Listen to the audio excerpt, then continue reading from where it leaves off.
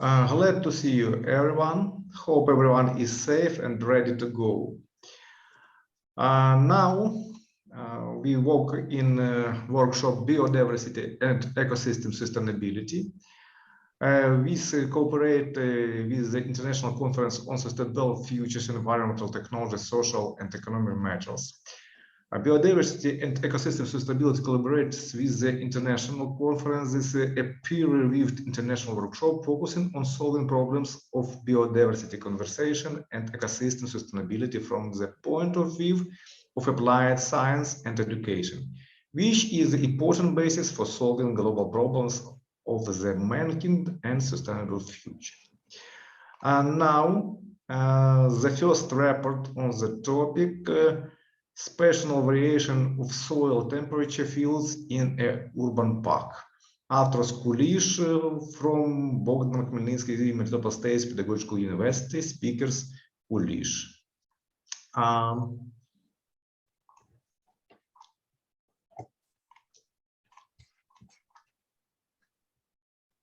Okay.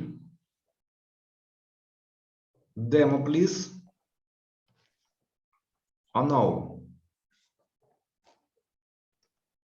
Speaker absent today. Very bad. Very bad. Please, next topic. And now the next report, the influence of organic and inorganic precipitators on the efficiency of surfactants extraction from wastewater by flotation. Authors Khromysheva and Yakoviichuk from Bogdan, Khmelnitsky, Melitopol State Pedagogical University. Speaker Alexander Yakoviichuk. Please start presentation. Good afternoon. Today my colleague Khromysheva and I represented Melitopol State Pedagogical University after Khmelnitsky. And the topic of our research is influence of organic and inorganic precipitators on the efficiency of surfactants extraction from wastewater by flotation. And now I presented the main result. The research problem is relevant because currently water quality and safety have become one of the most troubling environmental issues. A third of the world's drinking water demand is provided by surface sources, as lakes, rivers, and channels. At the same time, the source of fresh water also serves as a reservoir for domestic and industrial uses. At the same time, surface water is used as a source of drinking and domestic water.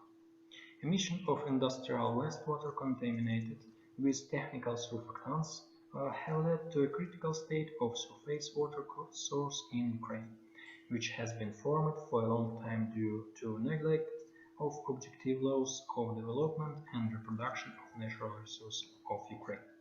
According to current international standard, a lot of surfactants are classified as the third and fourth class of hazard, and therefore their content in open water and wastewater, which are used for biological treatment, is regulated.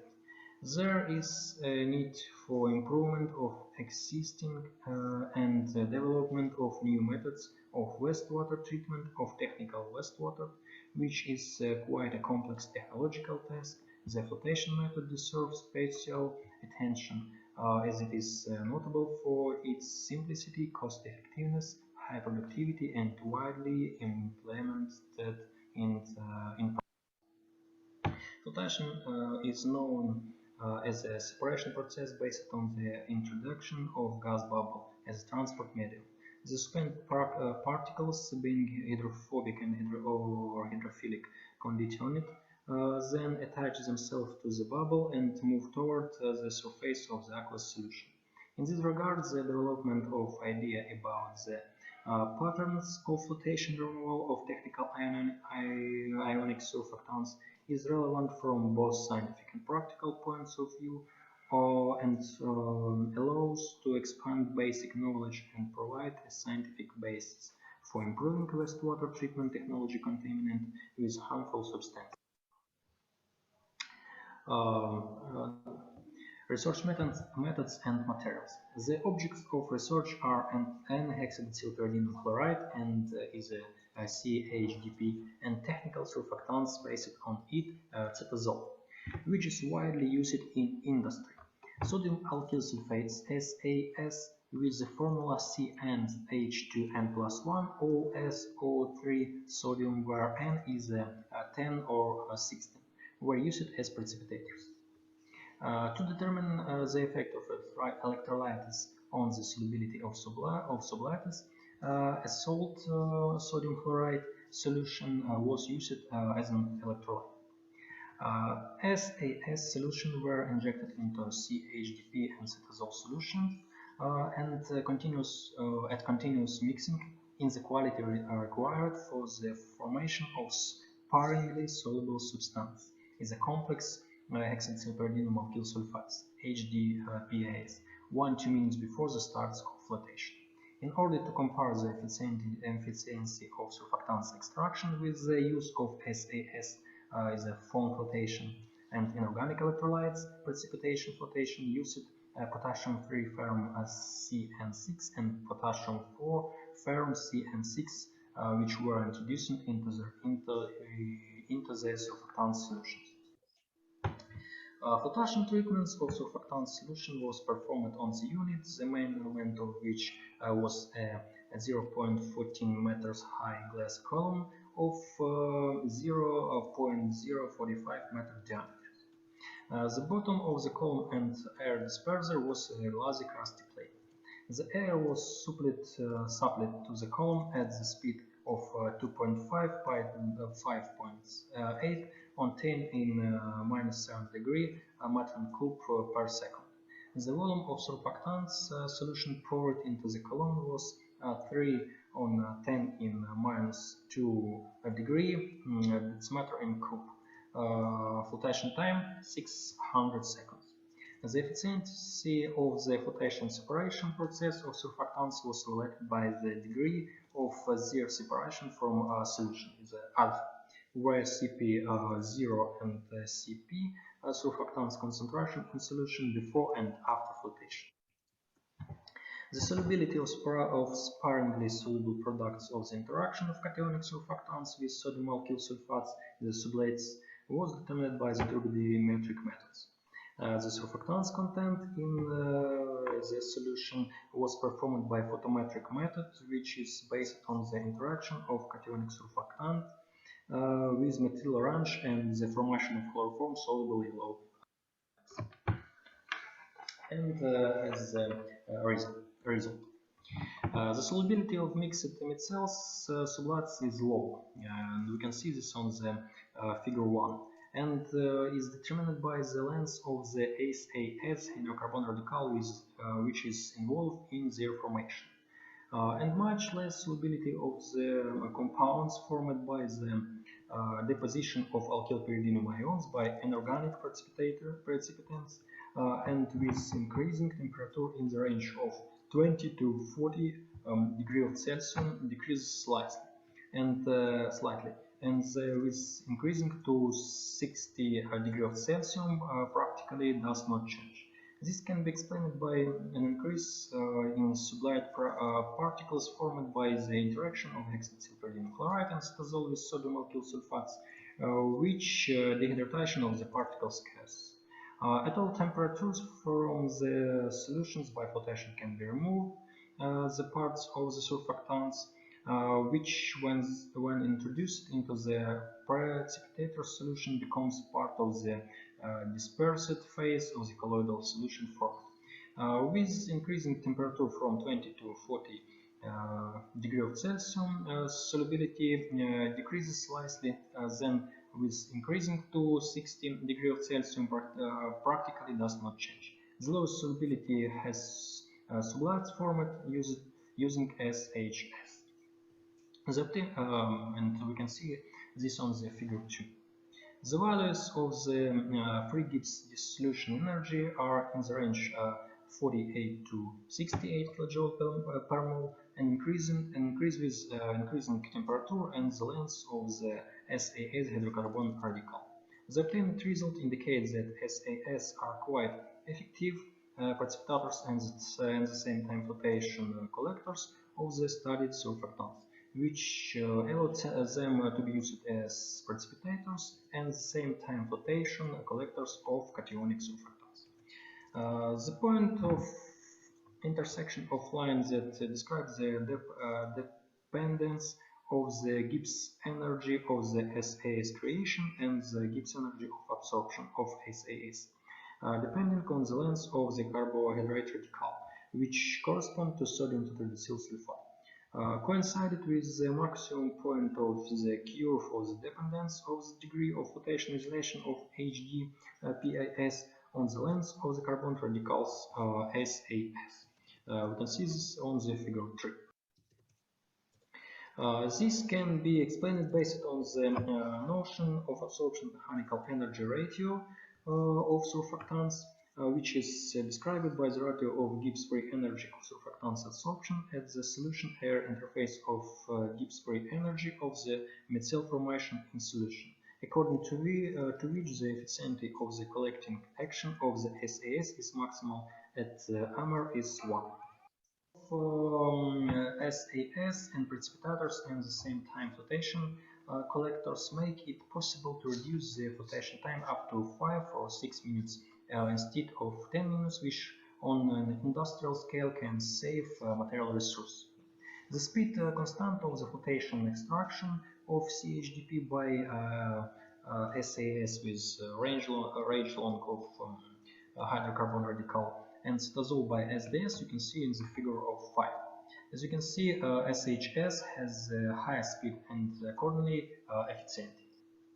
Based on the first obtained values of solubility of products of interaction of hexadecylpyridine chloride with sodium alkyl sulfate without and in the presence of electrolytes in solution, we concluded that the process of flotation extraction of cationic surfactants from aqueous solution using organic precipitants is effective.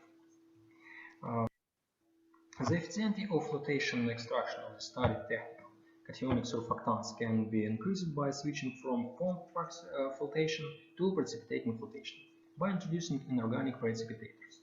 Thus, the introduction into the surfactant solution of electrolytes, potassium hexacyanophorat 3 and 2, we can see this on the figure on the screen, which forms primary soluble compound with surfactants intensified the process of their removal by precipitation flotation. The degree of flotation recovery increased to 90%, the volume of foam switched to solution decreased to 15% of the total volume of the solution, reducing the flotation time for technical cationic surfactants to 5 minutes. Elucidation of physicochemical regularities of the process of extraction of the studied cationic surfactants and thermodynamic analysis showed that they should be removed from aqueous solution and wastewater by precipitation flotation using organic SAS and inorganic potassium hexacyanophorat 3 and 2 precipitators. The presence of electrolytes and an increase in temperature lead to an increase in the degree of extraction of HDPS sublights. The advantage of using precipitation flotation can also include a large pH range of purified water. Thus, the method of precipitation flotation can be recommended for wastewater treatment containing cationic surfactants, which does not require additional cost. Thank you for your attention. Thank you. Thank you. Very interesting report. What other question? Alexander, for your report in text chat, questions, say please about. Thank you, dear Vyacheslav Vladimirovich, for your questions. I see 2 questions. Yes, the first questions I read. Why did you use sodium alkyl surfactants and not their potassium and ammonium analogous as precipitators? Thank you for this question. The use of sodium alkyl sulfate is primarily due to their low cost, softness, and high biodegradability compared to the potassium and ammonium derivatives. But even so, the price is the first place scientists using the method, this method of flotation in the industrial scale. The cost of treating the some volume of wastewater can differ by 2 or 3 times. The cost can differ in 2 or 3 times. This is as to the first question. As to the second question, yes, we know some analog to our methods. This is the method by Skrilov and his team, dated 1998 years. And they use potassium salt of carboxylic acid as precipitators, and achieve about the same efficiency in the efficiency of surfactants recovery and flotation time. But again, the potassium carboxylates are more valuable than sodium I'm sorry, but the potassium carboxylates have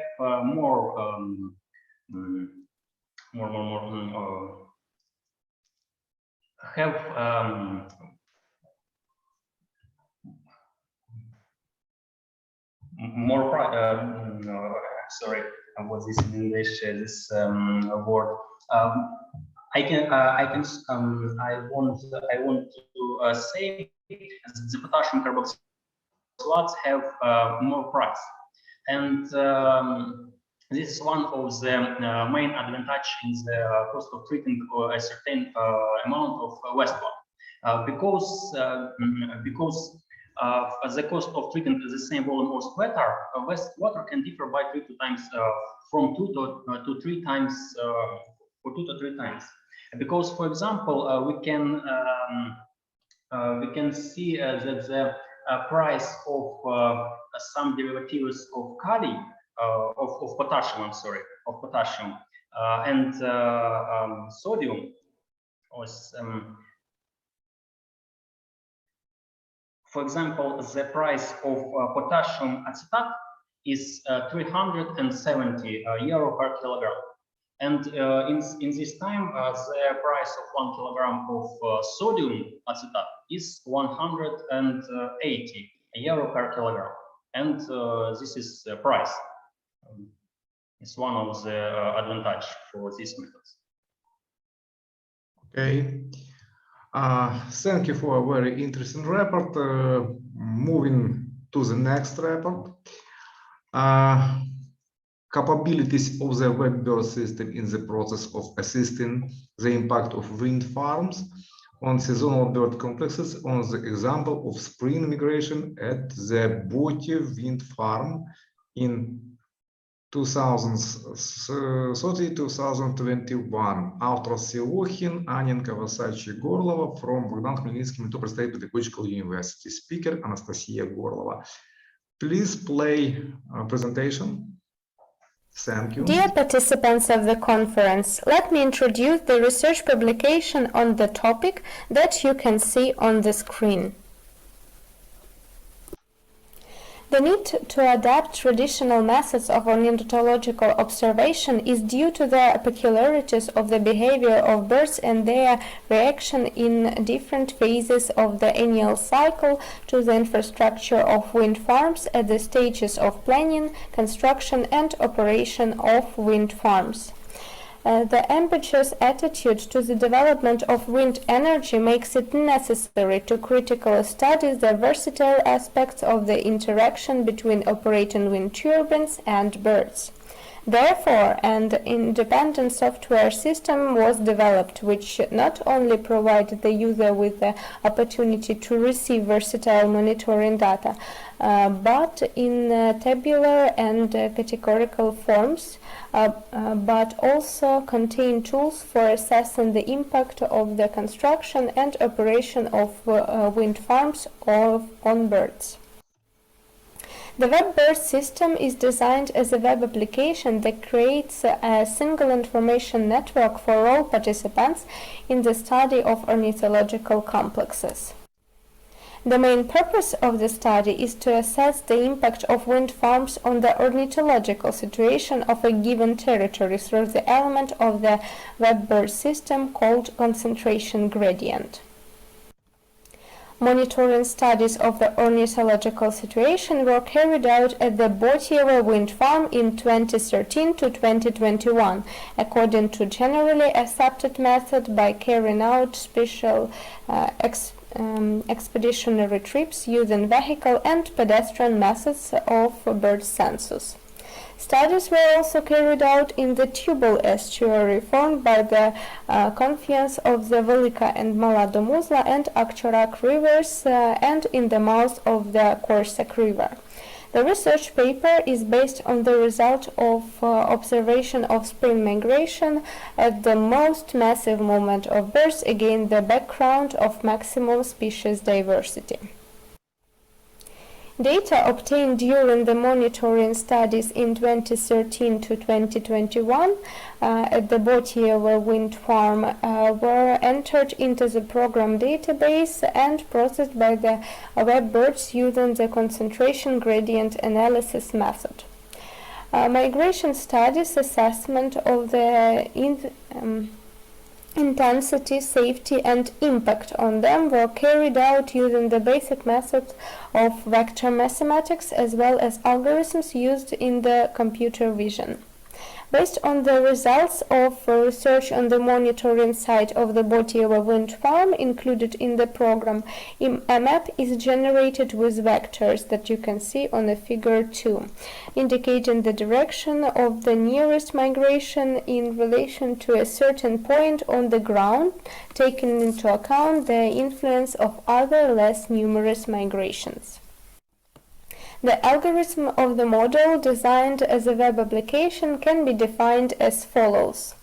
Representation of a set of observation of birds, the calculation of the basis of the obtained vectors, the construction of concentration gradient for each vector, the convolution of a geographical map, overlaying the obtained gradient, filtering out insignificant gradient values, determination of areas of increased concentration of vector gradients, carrying out a differential analysis, and interpretation of the weight characteristics on bird migration passing in this zone. So let's see the results of this study. In the spring period of 2013 to 2021, 156,910 individuals were recorded in the project area. Of these, 52,575 individuals were observed directly within the Botiieve wind farm and buffer zones. 104,335 individuals were recorded at the adjacent wetlands, the Botiieve ponds, and the Tubal estuary. The role of different functional zones was not the same, although in almost all years, except 2014, 2020, 2015. The adjacent territories dominated in terms of the number of birds recorded there. Observations showed that only 21.86% of the total number of birds carried out forage and transit movements through the project area. However, it should be noted that migration is divided into transit and forage. The peculiarity of birds' transit flight in the massive process involving a large number of birds and species purposeful active type of flying. In the appropriate direction, long sight flights distance over 500-600 kilometers with no delays and stops on the migration route.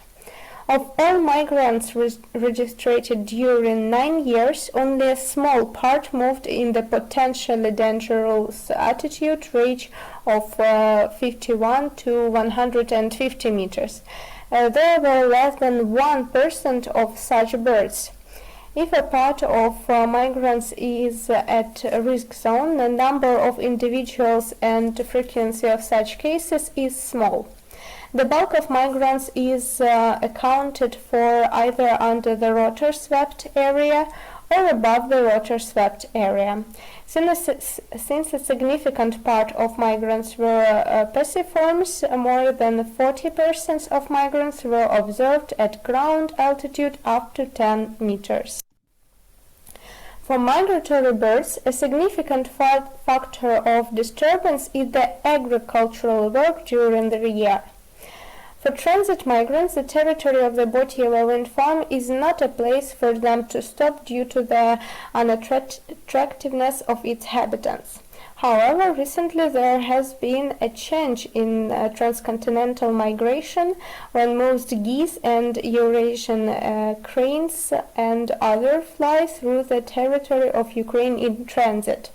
The disturbance factors existing on the wind farm don't practically impact on these birds.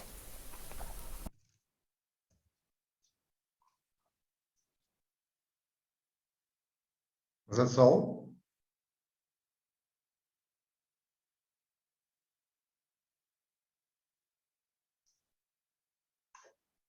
That's all. Okay. Thank you for a very interesting report. What are the questions? Good afternoon, the participants. I'm Anastasia Horlova, and I can see the questions in the chat. So here they are. The first one question is, what computer version tools have been used in the WEBBIRDS program? So thank you for an interesting question. Since the migration process is directly related to the map data and is also being explored in a certain geographical area, computer vision tools was used such as image convolution, image filtering, and gradient delimitation. They allow analysis of critical areas of the map. That was the first question. And the second question was, why did you choose the spring migration period? The spring period was chosen because in this region, it is more significant than the period of autumn migration.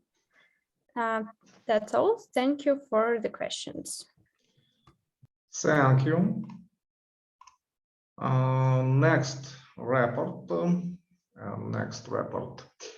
Morphological response or lagoon cookie Kerastoderma glaucum to eutrophication in Sea of Azov. Автор Mirzoeva and Natalia Demchenko. Speaker Antonina Mirzoeva. Please play presentation. Hello colleagues. The current state of the ecosystem of the Azov Sea is in ecological crisis due to the process of eutrophication. The depressed state of the reservoir has become as a consequence of the mass multiplication of microalgae of cyanobacteria nodularia spumigena, dinophyte alga Lingulidinium polyedra and centric diatoms called water blooms and decreased water transparency. The process of water blooms was the result of intensive anthropogenic impact through nutrient inputs, radioactive and chemical contamination of water, dumping, and sand mining in the sea. The long-term suppression led to the death of most marine organisms. Changes in the marine ecosystem have disturbed the sustainability of inhabitants supporting the marine environment.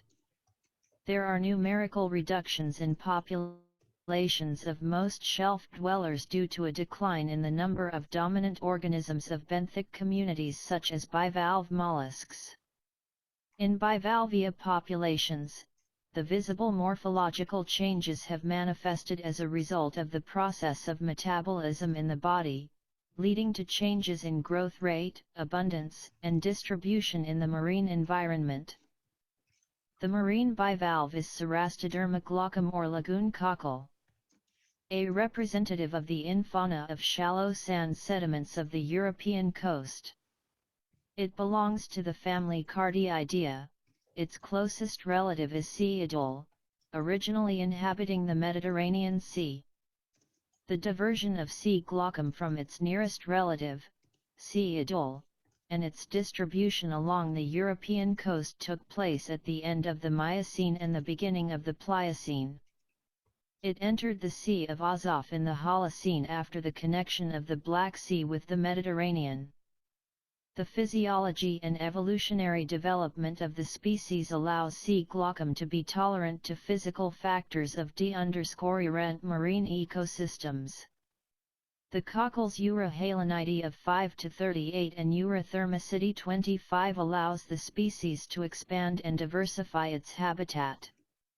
The cockle shell is found in lagoons, estuaries, deltas with partially saline areas, or in coastal marine shallows.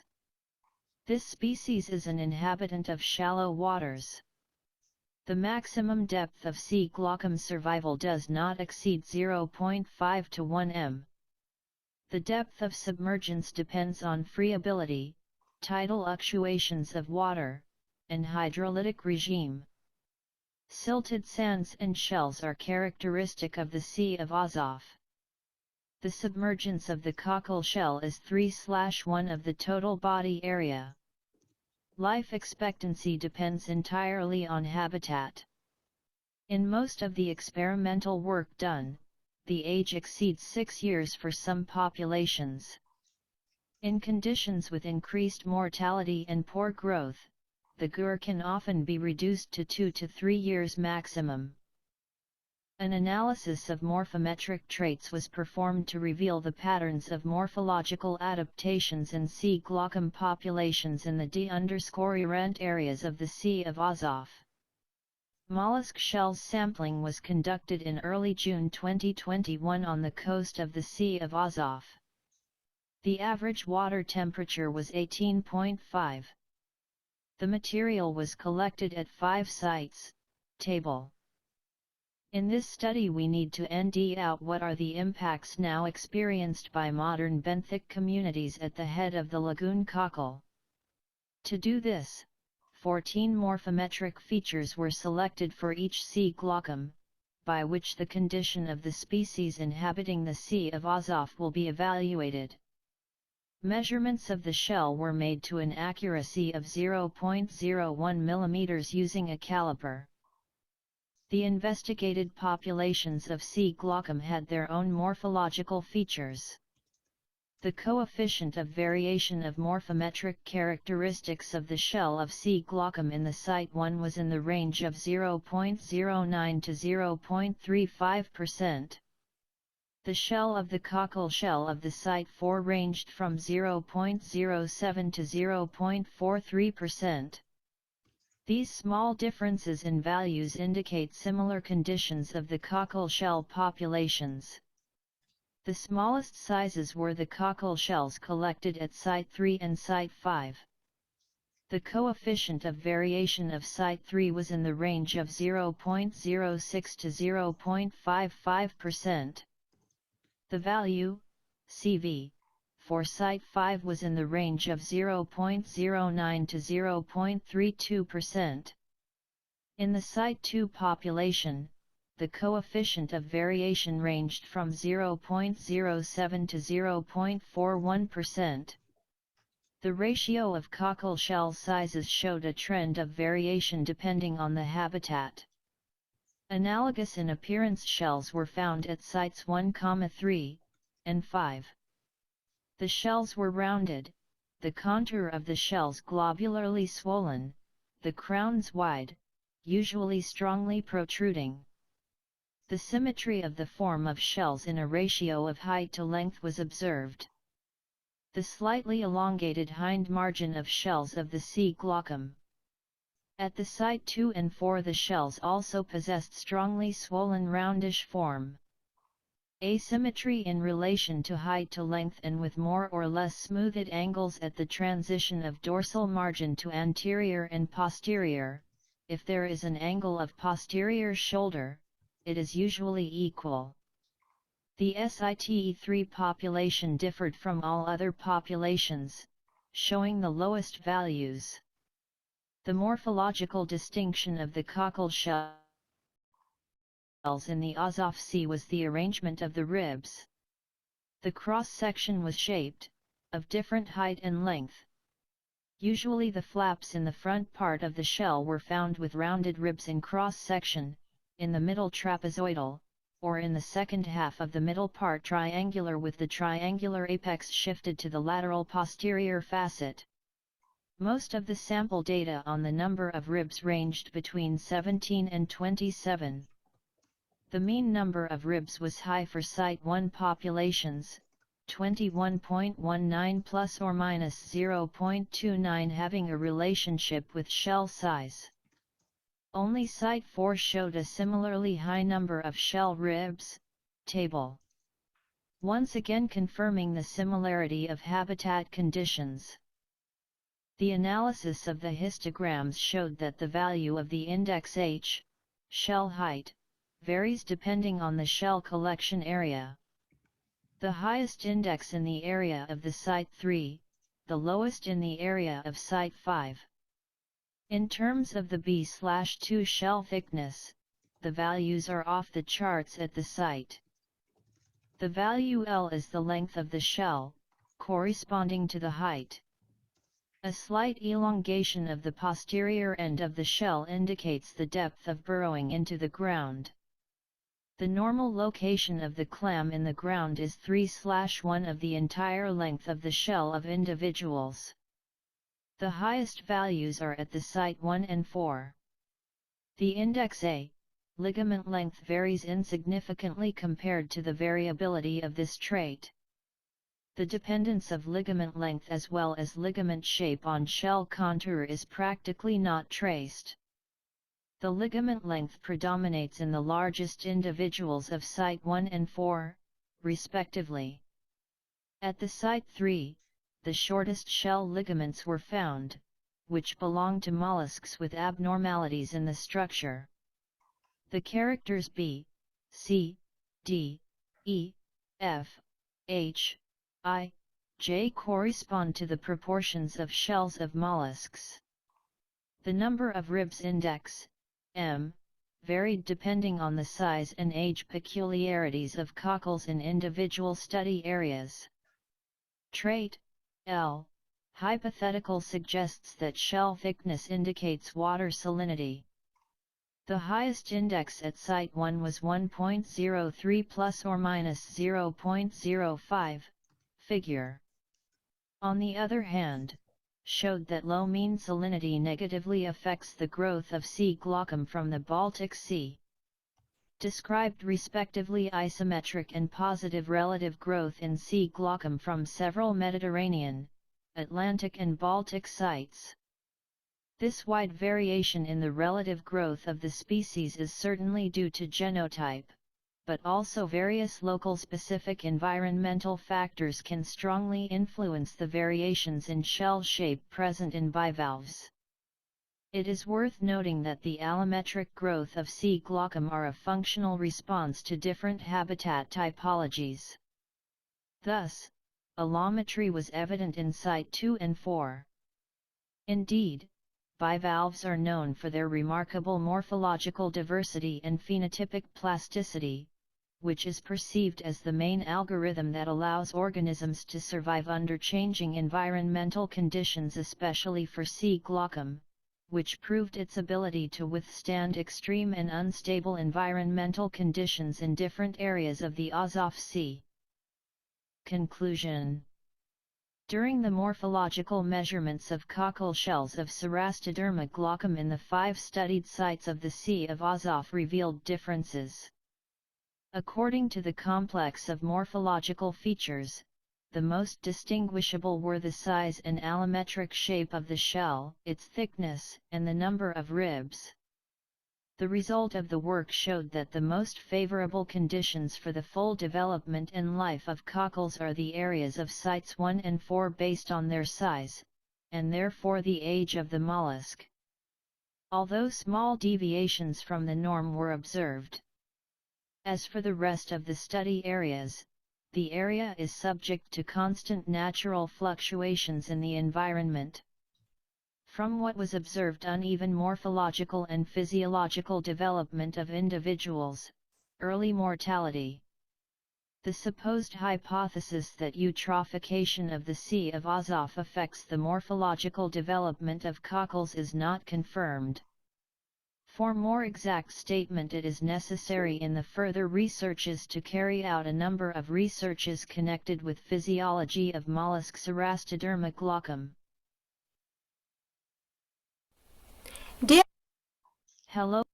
Okay, thanks for the report. What are the questions? Okay, no, okay. Who will have questions? We can continue the discussion in the text chat and move on to the next report, assessment of the impact of technogenic monitoring sites on seasonal migration ornithocomplexes. Please play presentation.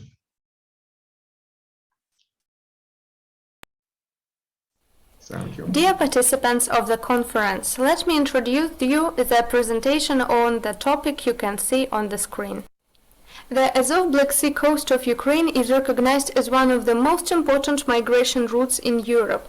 The most intense transcontinental migration corridor passes here, through which 8 to 15 million birds fly every season.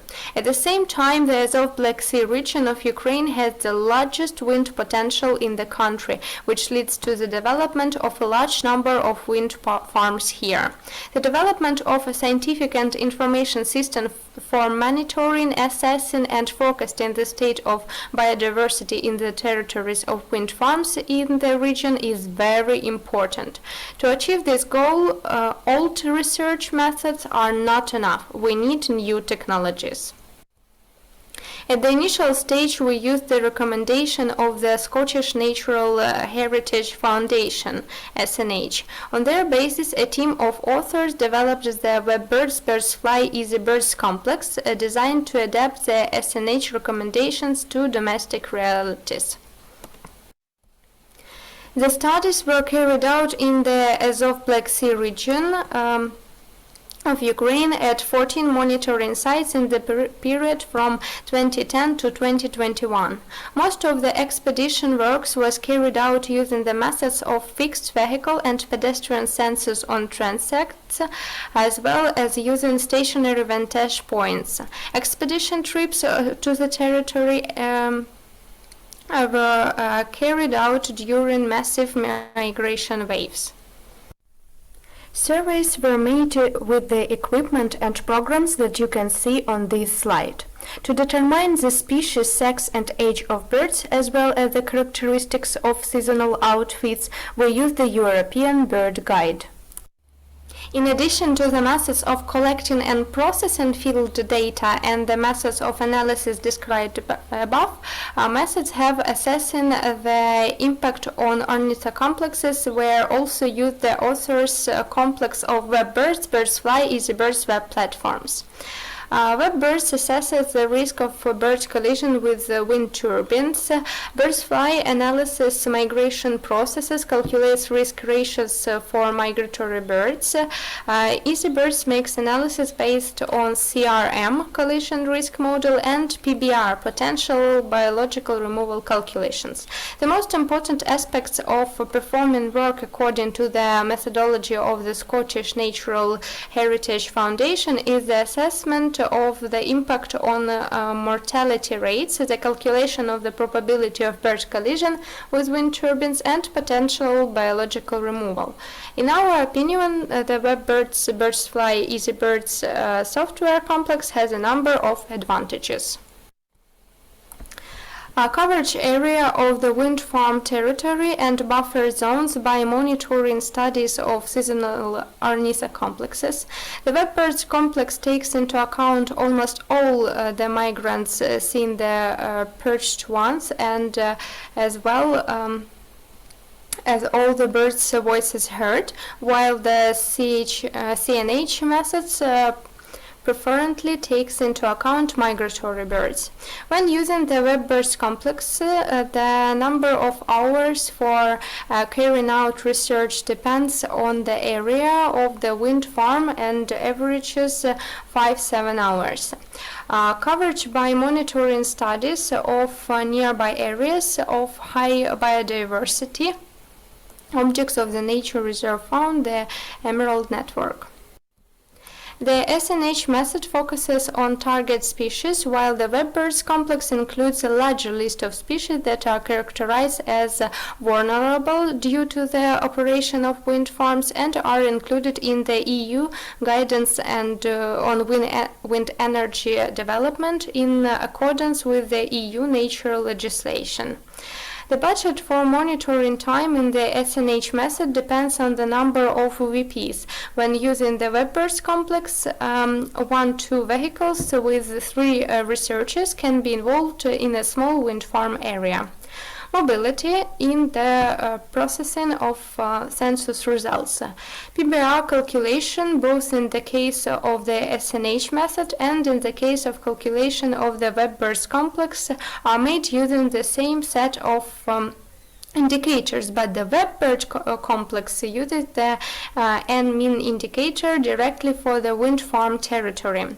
Special parameters and indicators taken into account only in WEBBIRDS calculations, for example, flight intensity and average flock size separately in the morning and evening hours, etc.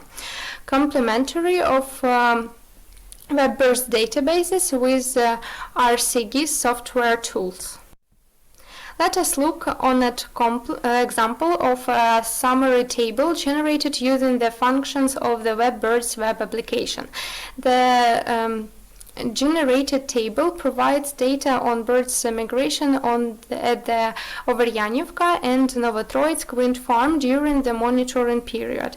If you go to the drop-down list in the species column, you can see a list of bird species recorded during migration studies in March 2019 to February 2020 and listed in the program in the migration section.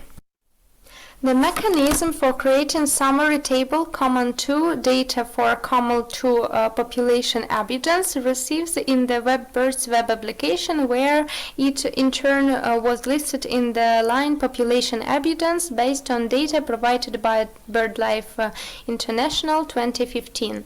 As a result, we have obtained a list of 45 species and 7 taxonomic groups that haven't been identified as a species which made migratory movements in March 2019 to February 2020 on the territory of the Overyanivka and Novotroitsk wind farms and were recorded during the research.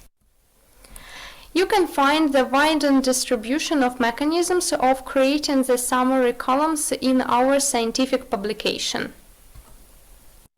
Thus, the assessment of the impact of wind farms on the ornithological components of the territory of a complex functionally dependent model, characterized by a number of factors that can be divided in the following features, which you can see on the screen.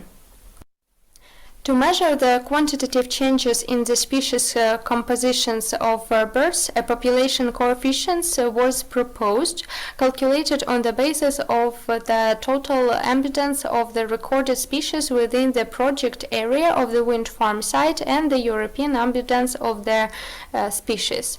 The most important for assessing the impact of wind farms in the model of the migration process. This is a multi-criteria model based on a parameter of the scenario, species composition, and technological parameters of the wind farm territory.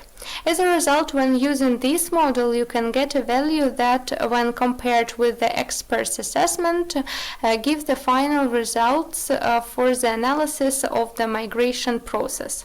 The implemented mathematical model with the WEBBIRDS program based on it allows you to analyze the impact of wind farms on the ornithological component within the wind farm site and for the region as a whole. The developed WEBBIRDS web application is a multifunctional solution that supports the use of mobile devices, GPS systems to determine the current coordinates during surveys and the ability to generate reports. Thank you for your attention. Thank you. Thank you for a very interesting research. The speaker could not connect due to technical reasons. We hope that everything is fine with him and he is safe. Moving on to the next report. Next report on use of the products that create indicators of the integrated characteristics of the V2G placements into geological system on the territories of wind farms. After Alnenkova and Siokhin from Bogdan Khmelnitsky Melitopol Pedagogical University, speaker Kristina Alnenkova. Please play presentation. Thank you. Dear participants of the conference, let me introduce you the presentation on the topic you can see on the screen. With the development of sources of energy-saving systems, wind power plants have become widespread. Much attention is paid to the protection and conservation of biological diversity within the borders and adjacent territories to wind farms, both on the part of the state and the level of implementation of legislative acts, and on the part of the public at the level of environmental initiatives. During the construction and development of the wind farms as well as service roads, the degree of negative technogenic impact on the nature environment reaches its maximum. Let us evaluate the indicators of wind turbine placement using a complex geoecological analysis. It is the identification of signs that characterize the current and expected state of the environment. Geoecological analysis makes it possible to model the ecological situation on the basis of computer technologies using modern software and hardware. As a result, a geographic information systems GIS is being created.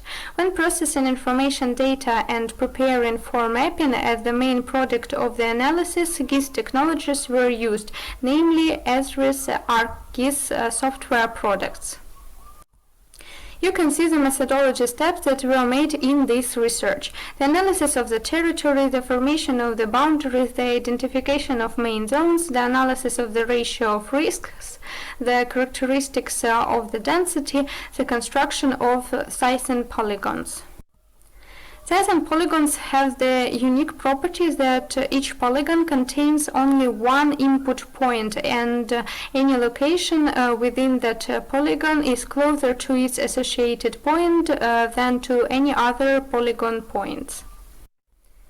Here are the next steps of the methodology: allocation of natural areas, Emerald ecological network, analysis of biotopic and species diversity, the ornithological census using the characteristics of the barrier effects, analysis of breeding complexes, analysis of birds density, identification of the risk zones.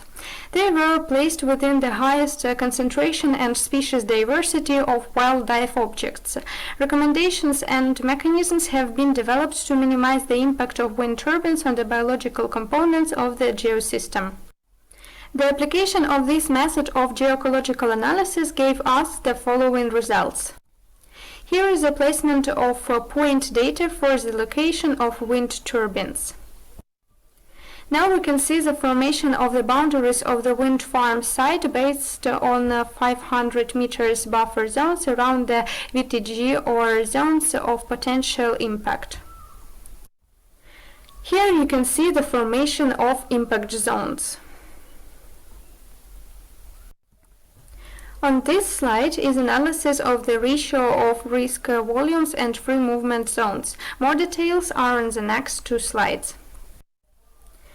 We can discuss the volume of all towers and their share relative to the rest of the space.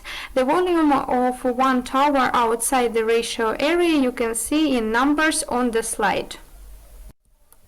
As a result of rotation, there is a sphere, a ball. Accordingly, the percentage of spatial dynamics risks is 0.74% of the total space at the height of 54 meters to 180 meters. As a result, here is a characteristic of the density of the VTG placement as the element of the formation of barrier risks.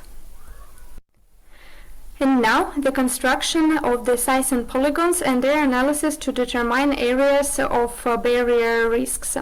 As a result of the performed analysis, we can see a site divided into polygons. The color gradation of each corresponds to the volume of the area of the site.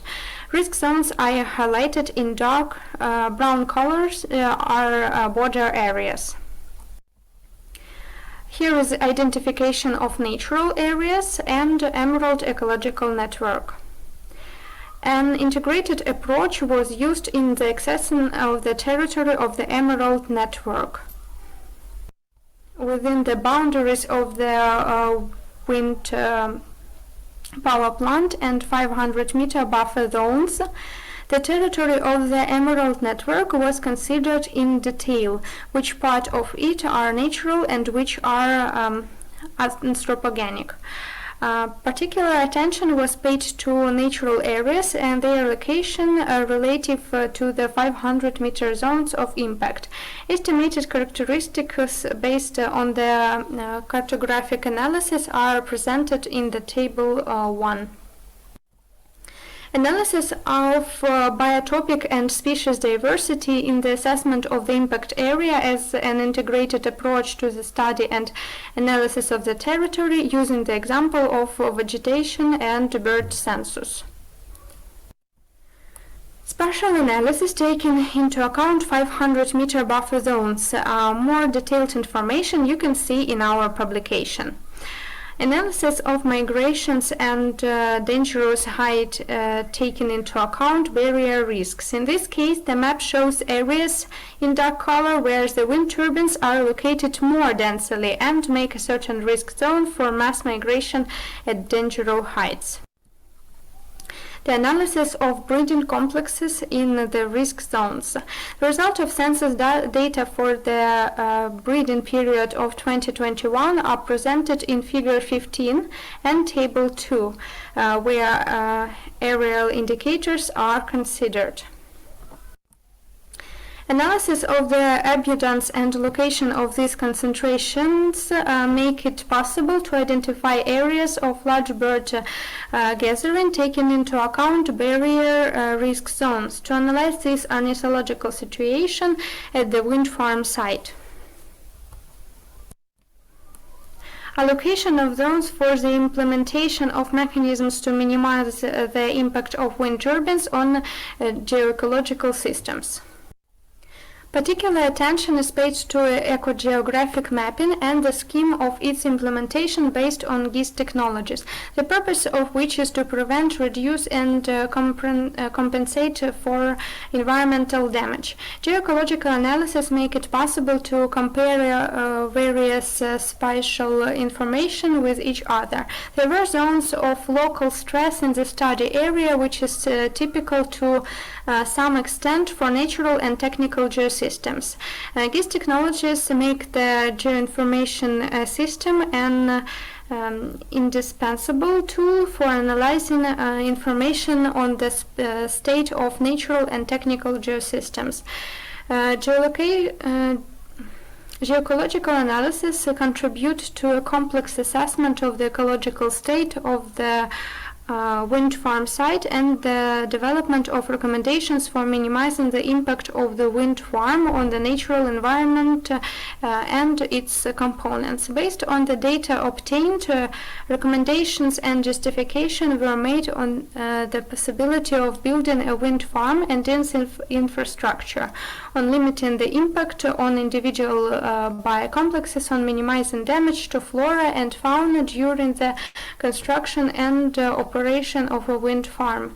The main advantages of this analysis are mobility, georeferencing accuracy, further use of data in the design and monitoring work, compatibility with subsequent geoinformation data for subsequent analysis, convenience in visualization, ease of perception, and clarity of thematic maps.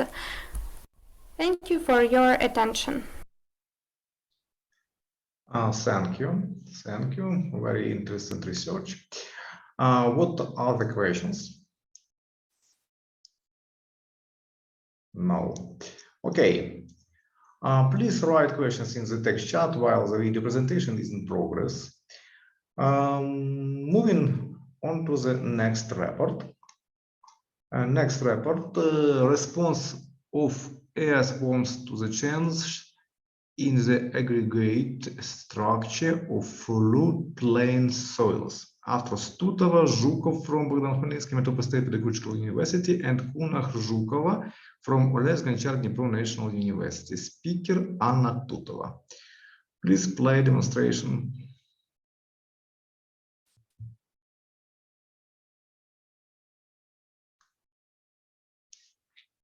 Anna.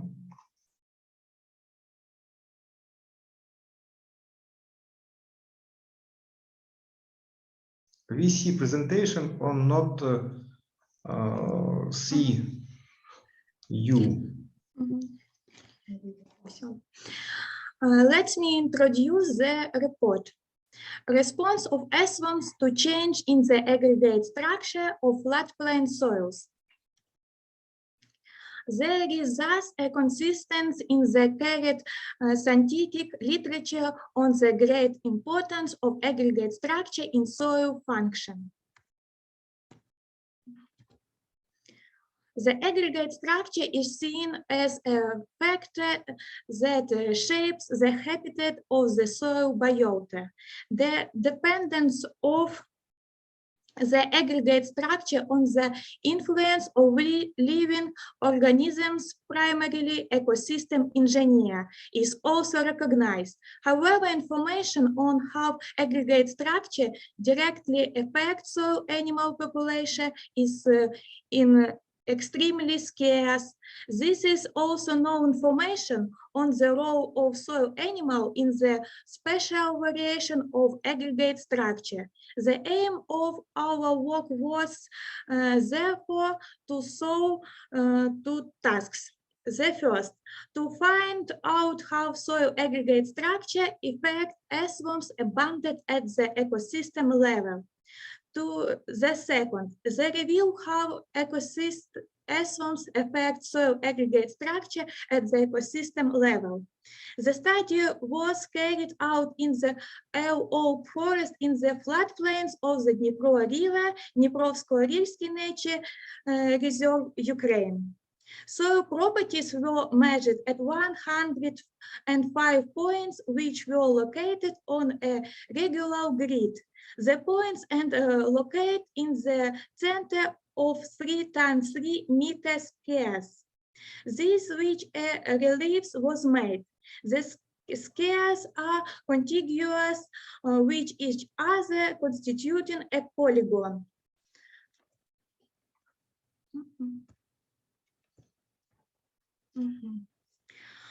Proportion of aggregate fraction of size. Abscissa axis is fraction size in millimeter, ordinary axis is fraction proportion by weight in percents.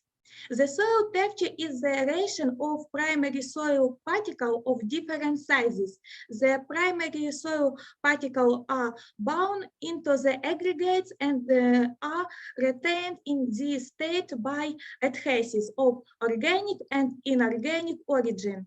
The adhesives of organic origin provide the aggregates with water resistant. Non-water resistant aggregates which exist in the dry state due to inorganic adhesives disintegrate when wet.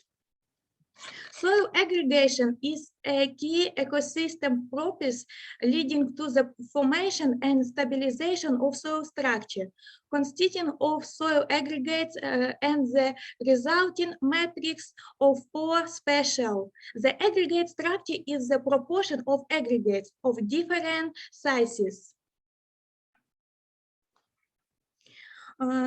The aggregate structure in the proportion, the size and shape of aggregates in the result of the influence of two opposing complexes of processes, the formation and destruction of aggregates. These processes are biotic and abiotic in origin. The ability to form soil aggregates depends on the size of the soil particles. Thus, the spatial variability of soil texture determines the level of soil aggregate formation. In floodplain soils, the soil texture strongly depends on the processes of redeposition of turbid substances during flooding, which strongly influence the mosaic texture of floodplain soils and causes special patterns in the aggregate structure. The spatial variability of soil moisture can strongly influence aggregation under the influence of temperature difference near the zero level. Swelling and shrinkage also affect the formation and aggregates, and increase in silt and clay contributes to the intensification of these processes.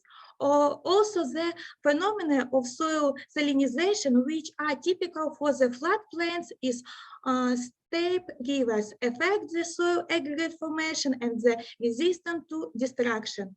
The average size of aggregates decreases as the sodium content of the soil increases. The decrease in aggregate stability under the influence of sodium is caused by a weakening of the binding capacity of the cementation substances that connect the domains that form the aggregates. Thus, the processes of special patterns in the variability of soil aggregate structure can be explained by the special organization of the soil formation process in the floodplain.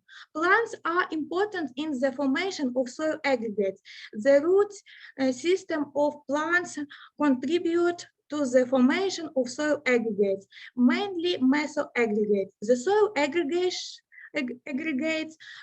structurize the internal space of the soil, dividing of it into intra-aggregates and inter-aggregates for space. The inter-aggregate space provides the soil biota this air, while the intra-aggregate space is a reserve of soil moisture.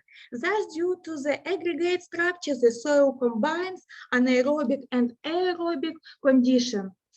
The final outcome of aerobic processes is mineralization of organic matter, which make nutrients available to plant.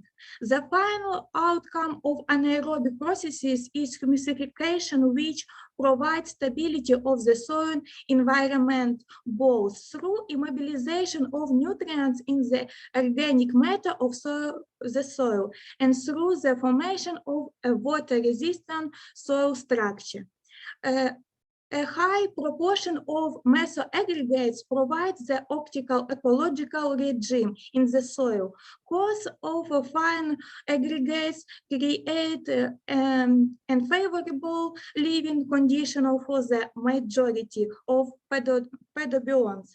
Our results indicate that the abundance of S1 decreases under conditions of pedobionts of large aggregate size greater than 5 millimeters. This result is true for both endogeic trapezoids and epigeic dioctaedra. The large aggregates provide conditions for high aeration of the soil and its rapid desiccation. Obviously, this very reason explains the negative response of S1s to the high proportion of large aggregates. Thus, the aggregate structure of soil, the variability of which is coordinated with the variability of other soil properties and processes affect earthworms. However, earthworms are also active aggregates formants, and they also affect the aggregate structure. The earthworm for zoogenic aggregates, coprolites, which are also mesoaggregate in size.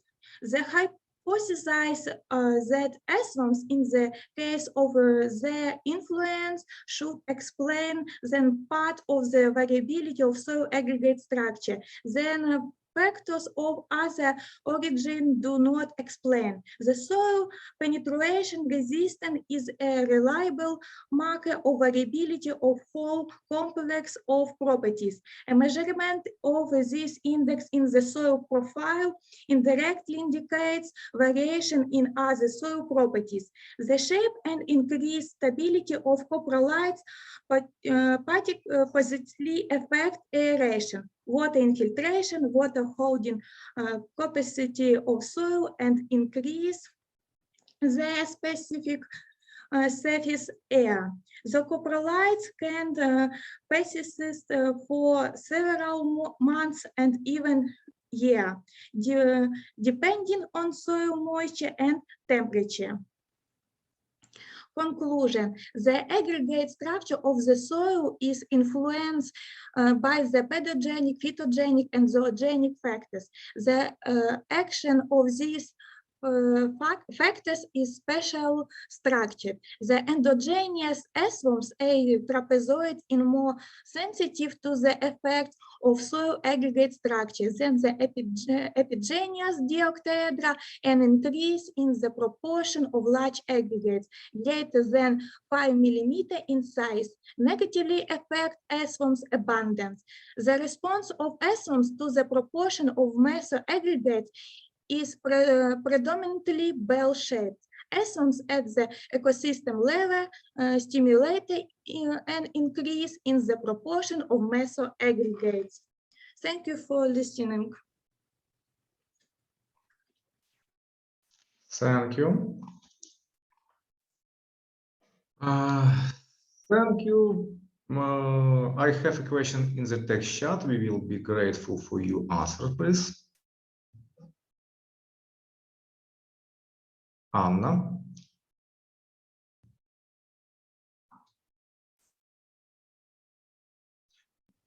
Repeat, please. I have a question in the text chat. What specific species of earthworms were revealed in the process study?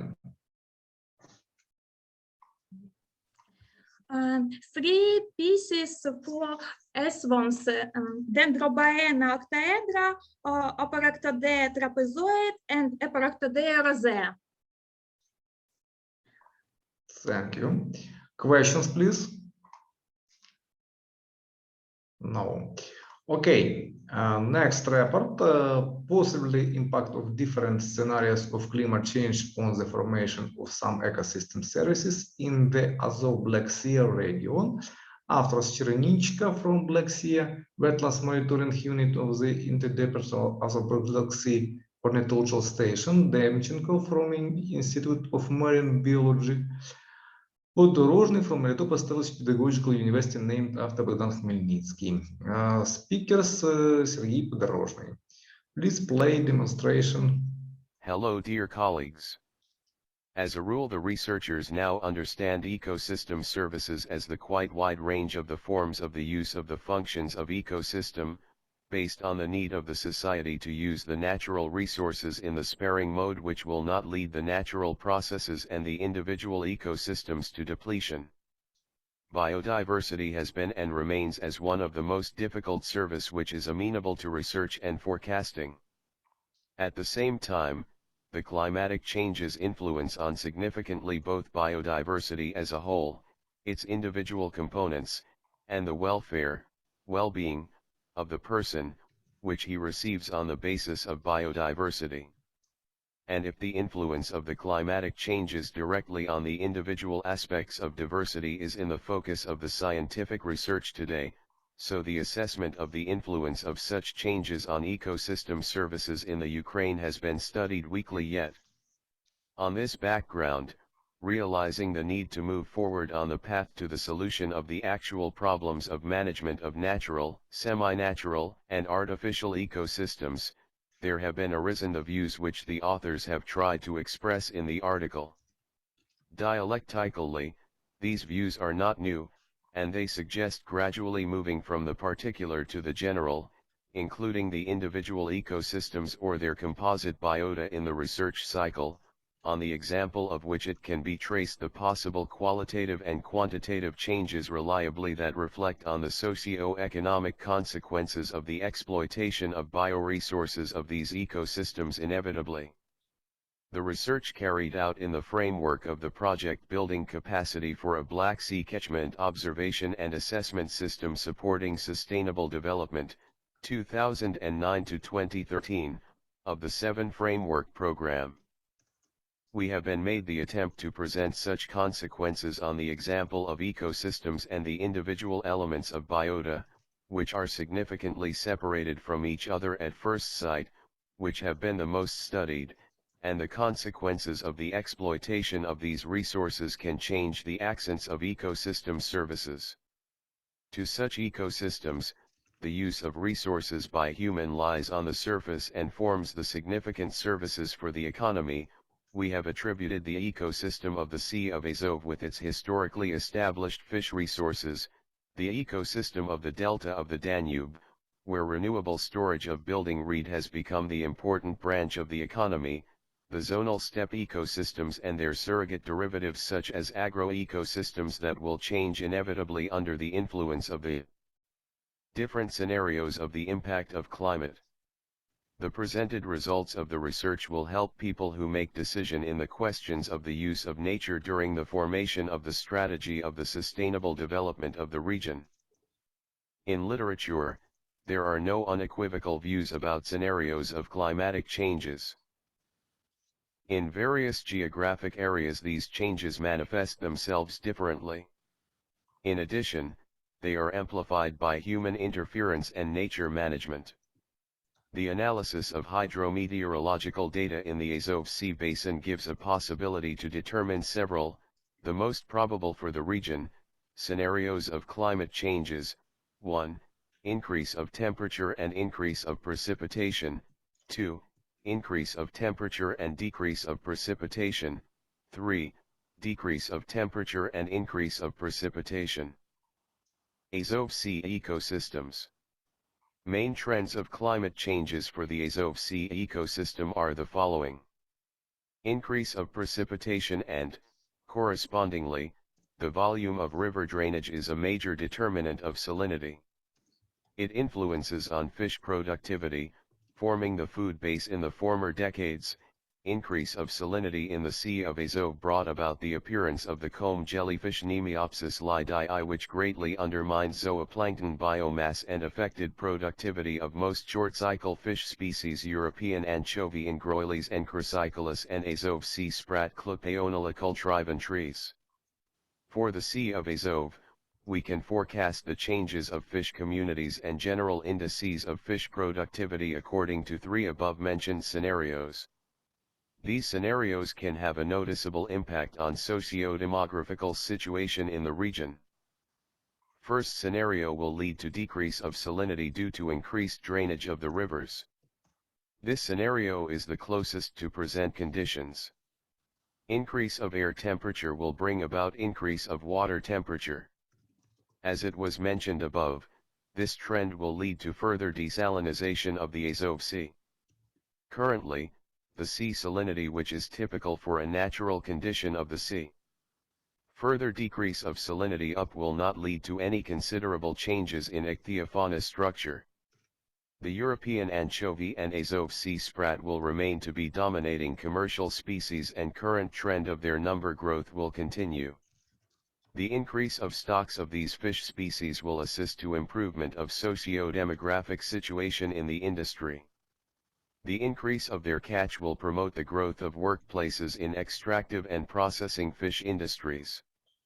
An important element of the development of fish extraction enterprises will be a possibility to catch fish using a fixed net in coastal waters without special vessels and trawls. It can assist to the development of small business in the coastal villages. Decrease of salinity lower than 9 will be critical for the Azov Sea ecosystem because under these conditions a majority of Ponto-Caspian species cannot live. In this case it is possible essential changes in the structure of communities negative for fish productivity and fish industry on the whole. An important consequence of increase of temperature will be increase of the frequency and area of suffocation phenomena. The combination of high summer temperatures and the calm lead to stratification of water and rapid decrease of the oxygen dissolved in lower water layers. The oxygen reduction lower than 3 mg/L results in mass mortality of bottom fish species, mostly gobies in present conditions, round goby Neogobius melanostomus, bullhead Neogobius fluviatilis, goat goby Neogobius fluviatilis, sermon goby Neogobius sermon, etc. As for the socio-economical situation in the region, acceleration of such phenomena will lead to the following negative consequences: decline in fish stocks of bottom fish species, decrease of profitability of fish industry because of worsening of the production, e.g. even alive gobies captured in pre-suffocation period are lower in price, worsening of aesthetical and recreational potential because of mass discard of dead fish at beaches of the region. Official data of the Azov Special Fish Protection Service show a trend of increase for the duration of suffocation phenomena and the volume of dead fish. Second scenario, increase of temperature and decrease of precipitation, will lead to increase of salinity due to increase of evaporation from water surface. This condition of the sea already was in the period of 1960 to 1980s. The only difference of that period was that the reduction of river drainage had anthropogenic reasons. In that period the sea salinity reached, which is again possible in case of decrease of precipitation and increase of temperature in the region. In this situation a negative role of the jelly-like organisms in formation of food zooplankton will grow, which will further result in reduction of stocks of the anchovy and Azov Sea sprat. In these conditions number of jobs in fish extracting and fish processing industries will considerably reduce because of decrease in fish catches. An alternative commercial species may be the Soyui mullet, Lysa hematoptilus. It is an euryhaline species and in case of increasing salinity its number may grow. However, it should be noted that the number of workplaces connected with the Soyui mullet catching is fewer than in case of catching and processing of the anchovy and Azov Sea sprat. That is why this scenario will apparently bring about the tension in fish industry of the region. Third scenario will lead to decrease of salinity and air temperature. It will be similar to the first scenario, with salinity as a main factor. In the last decade main commercial groups of fish species have been already changed. Thus, to date valuable sturgeon species, Acipenseridae, are lost, the pike perch, Sander locioperxa, the turbot, Cetatoros, and many freshwater species. At the same time, decrease of salinity and reduction of jelly-like organisms lead to increasing stocks of the European anchovy and Azov Sea sprat and positive trend of the round goby. Climate changes will have an essential impact on the success of reed harvest. The observed rise of Black Sea level and increased frequency of wind-driven water level fluctuations may result in increase of water level in the secondary delta of Kelia branch of the Danube Delta, reduction of the reed bed surface area and increase of cattail reed associations. Trend of decrease of flood water level in the Danube will lead to expansion of saline meadow and marshy meadow communities on high ridges, with low percentage of the reed. In case of hot summer also the increase of fires frequency is expected. It will lead to changes in vegetation and formation of a marshy meadow communities. This process of meadow formation in Plavny is already observed on considerable areas of the Kylia Delta.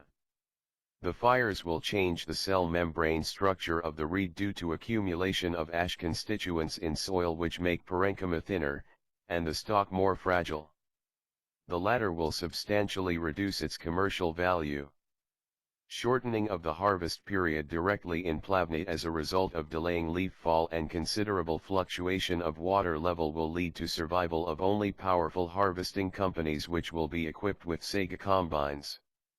Increase of a portion of the cattail reed communities will result in a new activity of local people, winter cattail harvest of the which is already appearing at the labor market.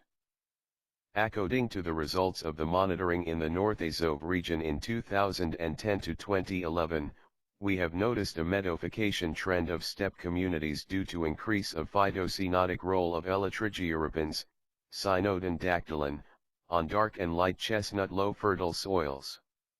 In addition, retrospective data for the period 1952 to 2011 show a clear phytomass increasing trend for steppe communities with the dominance of Stepa capillata.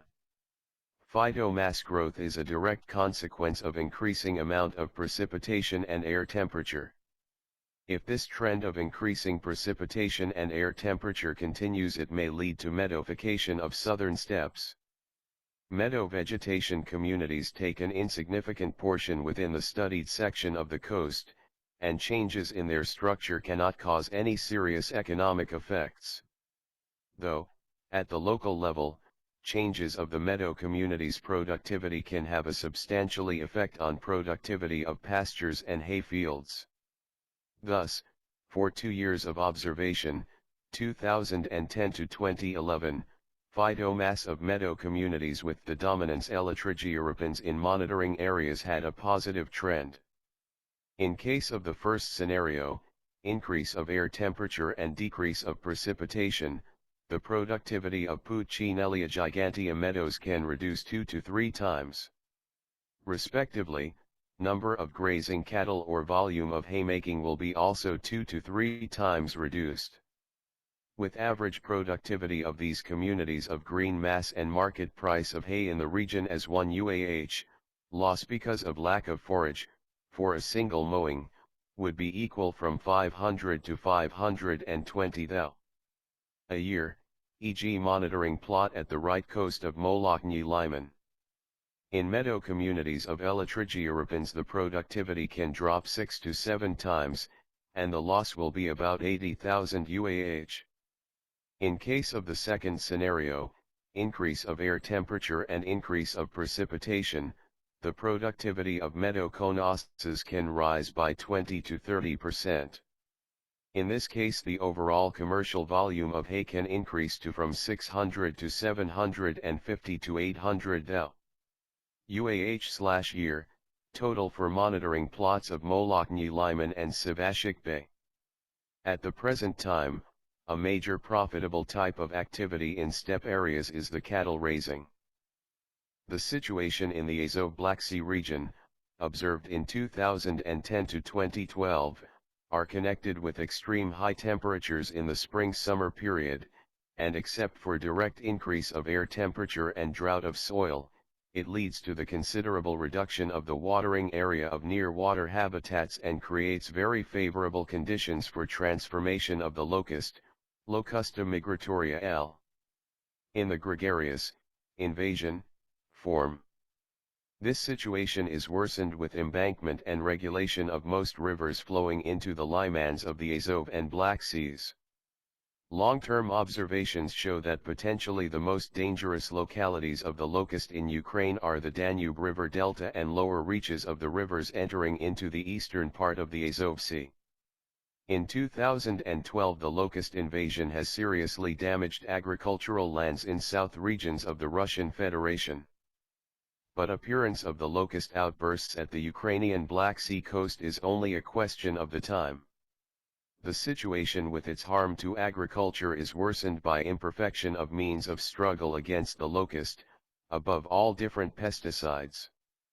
Implementation of new and high-effective chemical, hormonal, and biological means of struggle, which will also entail the rise of financial costs for the harvest protection. These examples give an additional confirmation that phenological responses include not only a shift of insect development at the start of the season to earlier terms but further changes in phenology. Thus, phenophases, connected with the end of seasonal development, on the contrary, usually shift to later dates. It leads to prolongation of a period of active development, including that for pests, which can provide extremely negative socio-economic effects. The global changes of climate cause the fluctuations of the natural conditions which determine the vital processes and the state of the individual species, grouping, ecosystems. At the same time, all existing scenarios have negative changes, and they differ only in the large-scale negative transformations and the terms of the occurrence of the number of threats. For the Azov-Black Sea region, the climatic changes lead to changes not only at the level of the transformation of grouping, but also exert influence on the socio-economic conditions of the region. It has been investigated that changes of the salinity of the Sea of Azov, the increase of the water temperatures lead to suffocation phenomenon of resource species of fish and the decrease of the general fish productivity. The similar negative changes have been determined for the delta of the Danube, where as the result of the increase of the summer temperature by 2 there is the dislocation of the terms of the development of reed and its transition to the winter phase. It leads to the additional costs for the processing of the important building materials, and, accordingly, it affects the profitability of laying in of reed. The amount of precipitation determines the state of meadow grouping in the basins of the small rivers of Pryazovia and can affect significantly the productivity of pastures and hay fields. So, for 2 years of the observations, 2010 to 2011, the phytomass of meadow grouping with dominance of Elytrigioripans in the zones of monitoring has had the positive dynamics. It determines the profitability of stock breeding in the region and affects significantly the socio-economic development of rural areas. Extremely high temperatures in spring and summer period, except the direct increase of the temperature of air and soil drought, lead to the significant decrease of humidity, which creates the favorable conditions for the transformation of locusts, Locusta migratoria, in herd, invasive, form. The mass development of this species can affect significantly agriculture of the southern regions of the Ukraine.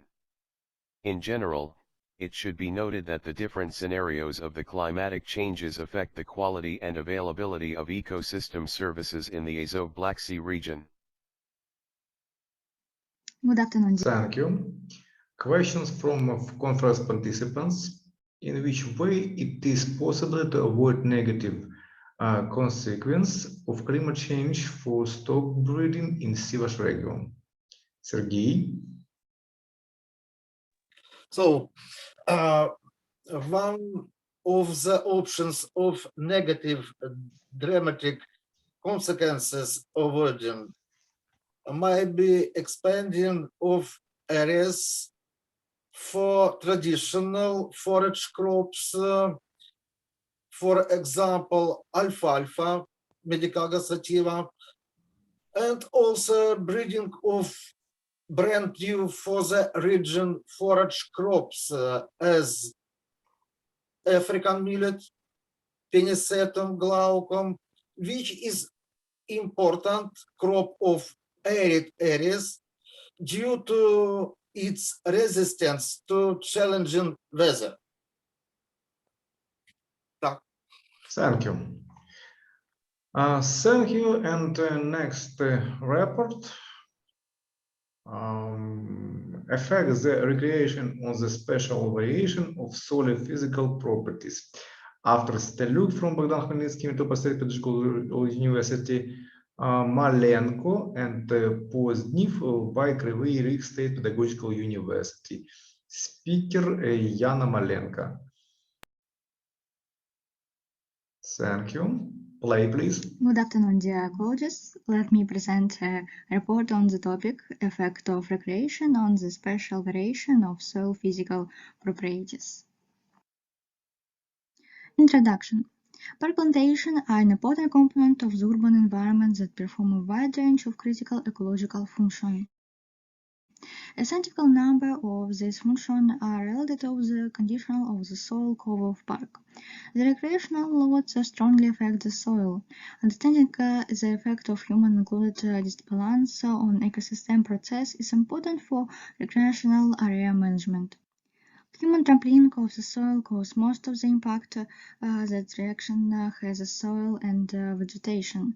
All soil components, mineral matter, air, water, organic matter, and living organisms are disbalanced by trampling. Leaf litter biomass decreases and soil density increases with trampling intensity. When trampling components the mineral soil, which doesn't have the physical elasticity of organic matter, the bodies are persistently together, dramatically reduce the number of proper between the parties. The soil penetration resistant, along with other morphological and physical properties, is used to diagnose urban soil and is a reliable indicator of recreation load. The soil components increase the resistance of the soil to plant growth and impediment the movement of soil animals, reduce porosity, which slow water transfer and air diffusion, and decrease the rate of mineralization of natures. Research aim and objective.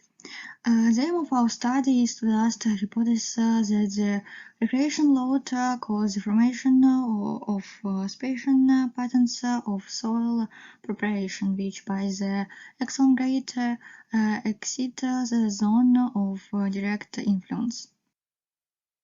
Material and methods. The study of influence of recreation load in the physical preparation of soil was carried out in Novoalexeyevsky Park, Melitopol, Ukraine. 2 polygons were set up.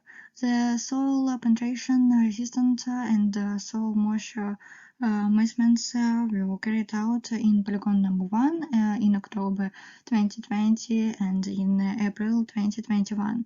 The measurement in polygon number 2 were taken in April 2020.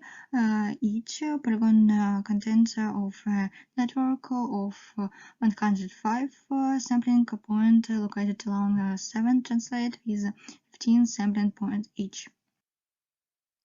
A handheld penetrometer was used to measure the soil penetration resistance to a depth of 100 cm and 5 cm universal, a total of 20 measurements of each point. The soil penetration resistance was measured in the file each camp measured penetrometer to a depth of 100 cm and 5 cm universal. Measurements were made with a cone with a cross section of 1 square centimeter. At each measurement point, the soil penetration resist was performed in only one replication. The local of trees within the polygon in the 3 meters vicinity was always mapped. Based on the result, geographical information about the date was created in the software ArcGIS ESRI. Described scientists have been calculated in the software Statistica StartSoft. Results. The polygon 1 and 2 different in the level of recreation load, which was characterized by the distance from the spunt-out walkways. The distance from the pathways within the polygon 1 was 3.1 plus minus 0.24 meters. Maximum distance was 9.4 meters. The distance from the pathways within the polygon 2 was 4.1 plus minus 0.32 meters. Maximum distance was 14.9 meters. The difference was statistically significant. T value was 3.08 p. It's 0.002. Tables 1, 2, and 3 show statistical indication of variability of soil moisture and penetration at different depths within polygons 1 and 2.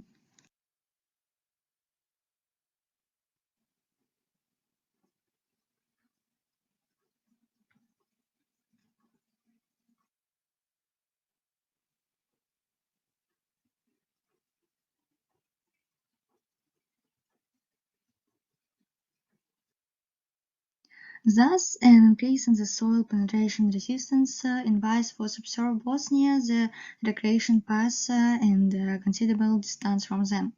A minimum value of the soil penetration resistance was observed at a distance of 3-5 meters from the recreation path. A similar pattern was observed with the regular of the effect of distance from trees on the soil penetration resistance. The soil penetration resistance was greatest near the tree and at a considerable distance from the trees. Discussion.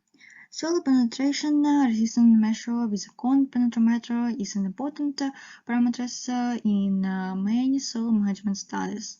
The level of soil penetration resistance depends on many factors.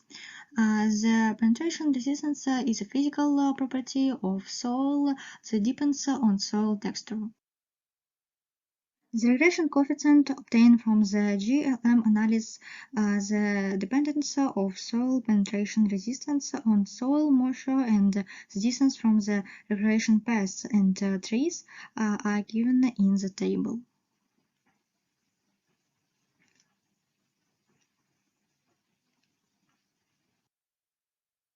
Soil penetration resistance is highly developed on soil type and soil properties such as volumetric water content, soilmatic potential, bulk density, porosity, and organic matter content. The temporal and stepping dynamic of the soil moisture content are signified for that affect this indicator. The difference in soil moisture can also be included by the recreation load. An increase in recreation load leads to an increase in the soil compactness and compactness of which may be a reduction in the volume of the soil pore space and thus a reduction in the volume available for the stores of water.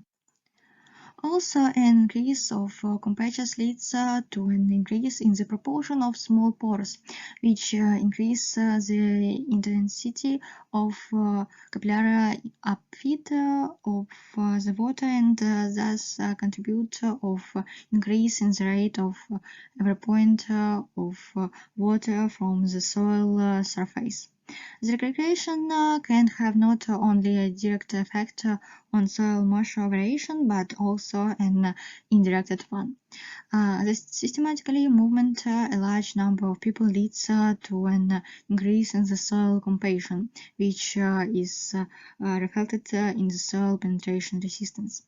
Evidence was obtained which indicated that human trampoline has the greatest effect on overall porosity and soil penetration resistance. Our results suggest that the compactness effect is observed over a much larger spatial range than the visible boundaries of trails. This effect is largely refused in the compactness of the surf soil layer, but the soil penetration resistance of the soil is also sensitive to this compaction of the entire measured deep range.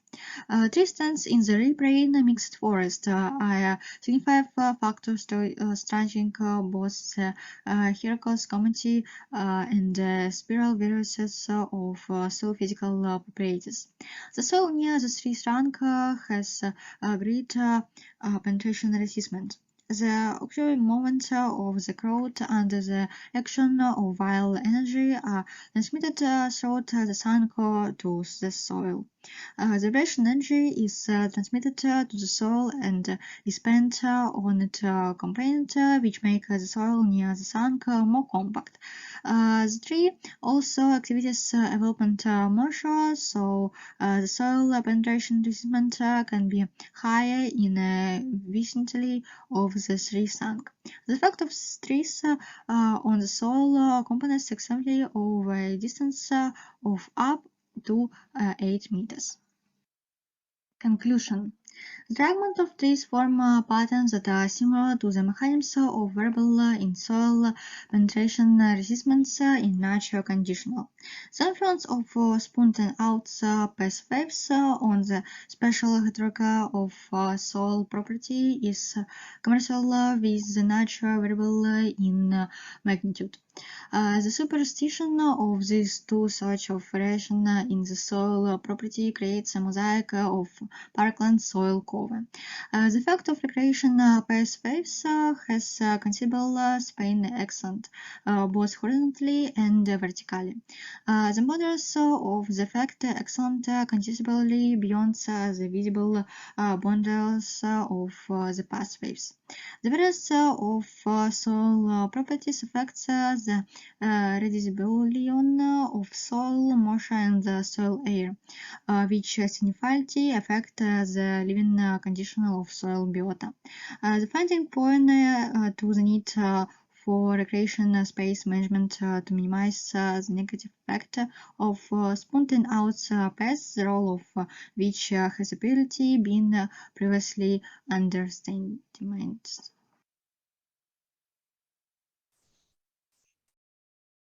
Thank you. Very interesting. I have a question in the text chat. We will be grateful for your answers. Questions from Anastasia Gorlova. Hello, I can make the question sound. My question was, you say that the biggest resistance of the soil is near trees. What does it mean for the agriculture? Yana.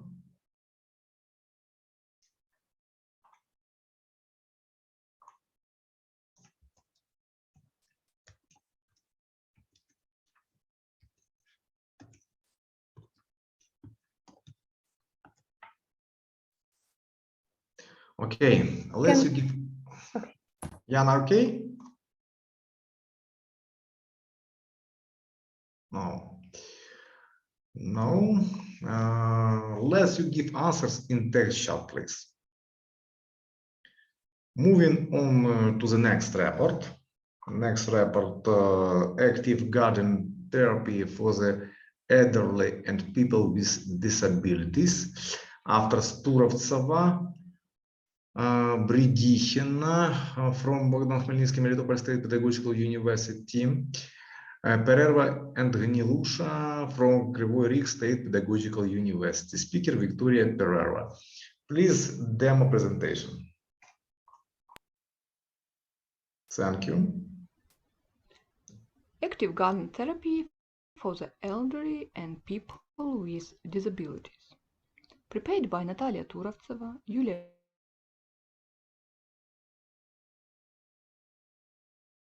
Bridihina, Victoria Pererva, and Nina Gnilusha.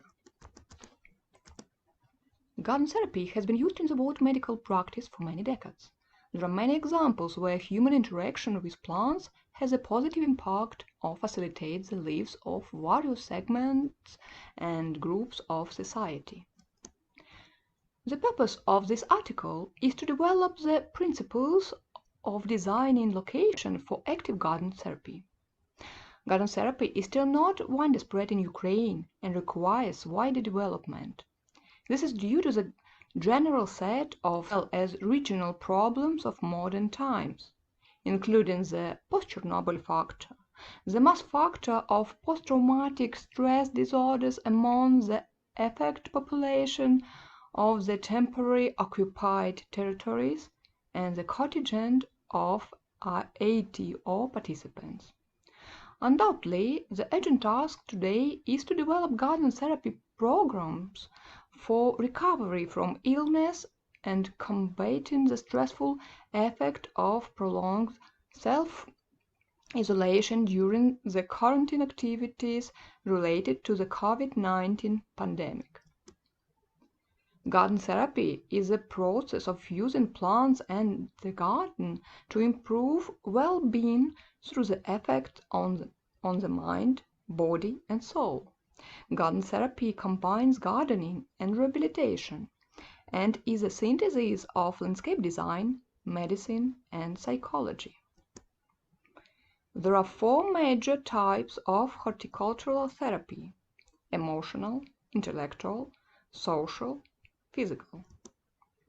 Garden therapy can help work with different target groups in hospitals, nursing homes, rehabilitation and cancer centers, hospices, as well as other medical and residential complexes. All the necessary research has been performed to develop a project to create a location for active garden therapy. Inventory of existing plantation was carried out in accordance with the instruction of Inventory of Garden Plantation in Settlement of Ukraine. Recommendations for the establishment of therapeutic gardens in Singapore were chosen as the basis for the future project. Taxonomic identification of plant species composition is given according to the list of plants. The therapeutic horticulture program at Hot Park uses plants and plant-related activities to improve the well-being of individuals through active or passive involvement. The program aims to provide experience with nature, promote social interaction and physical activity, stimulate the senses through interaction with nature, enhance physical and mental well-being, promote interest in plants and gardening. This project can be an example of creating a therapeutic environment to ensure the physical and physiological rehabilitation of their visitors. In pursuance of the law of Ukraine on rehabilitation of disabled people in Ukraine in 2003, the Center for Social Rehabilitation for Disabled Children of the Melitopol City Council of the Zaporizhia region was established.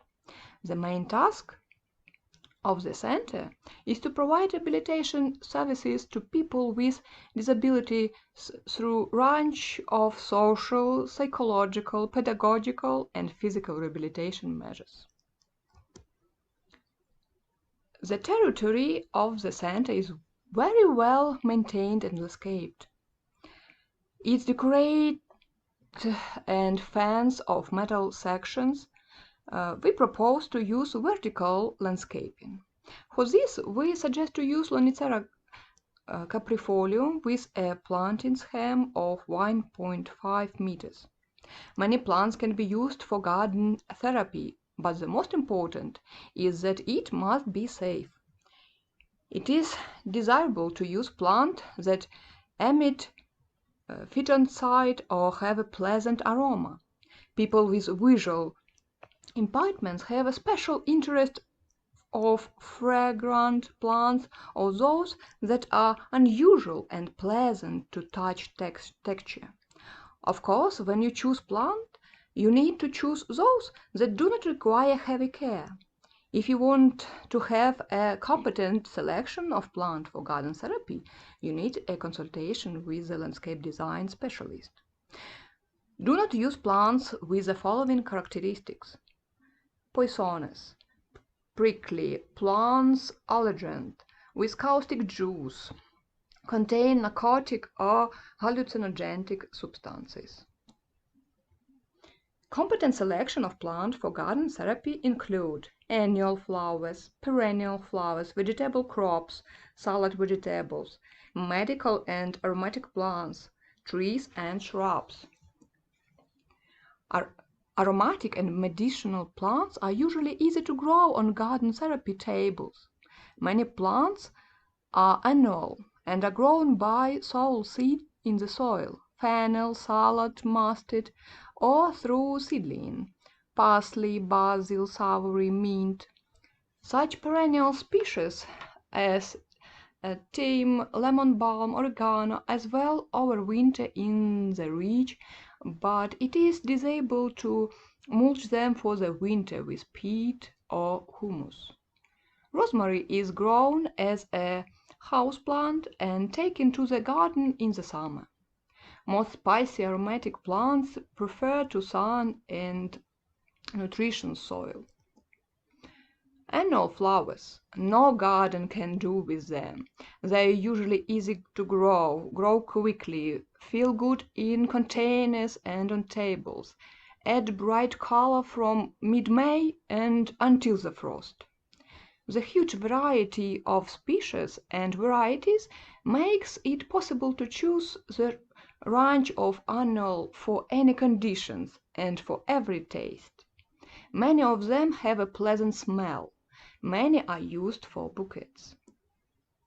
You can choose the appropriate species for sunny or shady areas from a wide range of perennial flowering plants.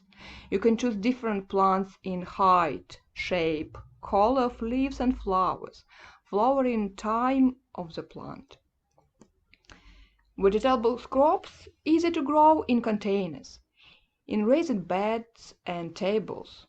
Choosing compact varieties, you can grow almost the full range of vegetables: radish, onion, tomatoes, peppers, eggplants, cucumbers, zucchini, peas, beans, parsley, etc. Salad vegetables are annual plants, which leaves are eaten. Leafy vegetables are especially decorative in urban conditions. They quickly converge and develop rapidly. If we want, crops can be resumed several times a season. An assortment of the plants that meet these requirements was selected for this project: medicinal, annual and perennial decorative plants, vegetables. You can see the list of species of this group in the slide. This project can be an example of creating the therapeutic environment to ensure the physical and psychological rehabilitation of their visitors. Thank you for your attention.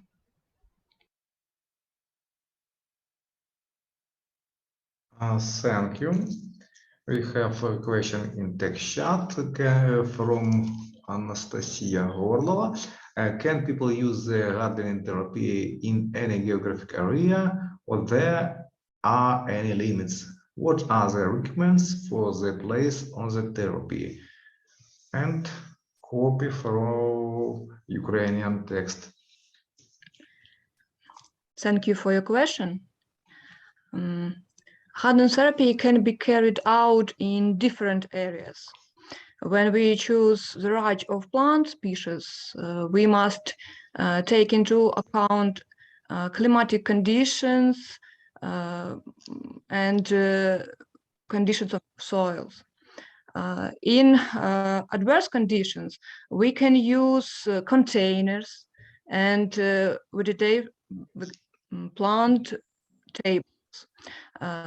We can containers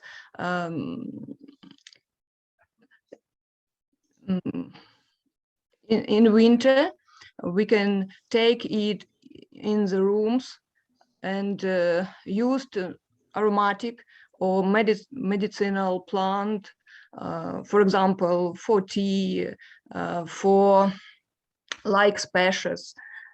So it is not limited of the conditions, but we must choose the special species and varieties of plants. Thank you. Thank you. And the next report. Active garden now.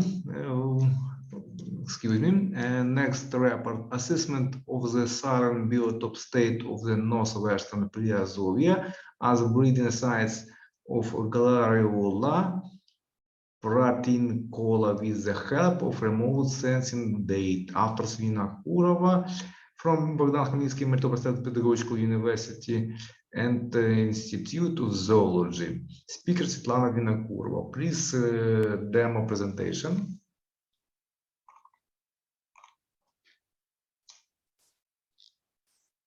Good morning, everyone. Dear colleagues, let me introduce myself and my investigation. My name is Svetlana Vinokurova, and I am a PhD student of Melitopol State Pedagogical University. I want to present the results of assessment of the Salina biotope state of the northwestern Priazovia as breeding sites of Glariola pratincola with the help of remote sensing data. This investigation intersects two rare objects. There are a rare species of bird, Glariola pratincola, and its main habitat, salt marshes, which are also limited and segmented. Glariola pratincola is a species protected by a number of national and international conventions. It is in Rare Book of Ukraine with the status rare, listed in Appendix 1 of Bird Directive of European Union, protected by Bern, Bonn, Iowa conventions. The numbers of Glariola pratincola have decreased last time. According to data of synchronous counts in 1998, in Azov Black Sea region, their numbers were 1,135 pairs. According to the information in Rare Book of Ukraine, in 2009, there were just 400 pairs there. Glariola pratincola chooses for breeding mainly Salina biotopes, like salt marshes, Salina meadows, etc. These biotopes are very vulnerable to abiotic and biotic and anthropogenic factors. In particular, climate change is one of the factors that influence on feature of Salina biotopes. I wanted to estimate what kind of biotopes Glariola pratincola needs and what states of salt marshes in my area of interest. And the next question, is satellite monitoring able to estimate the state of salt marshes? So my area of interest is northwestern Priazovia. Why northwestern Priazovia? The first, because of importance this place for breeding Glariola pratincola. According to our previous investigations, there is the second important place for Glariola pratincola in Ukraine. The first is Sivash. And the second, because of big areas of the salt marshes in the coast of Le Mans in the northwestern area. By preliminary assessment, there are at least a quarter of all Salina biotopes from all Azov Black Sea region there. You can see on the slides what kind of methods I used for this investigation.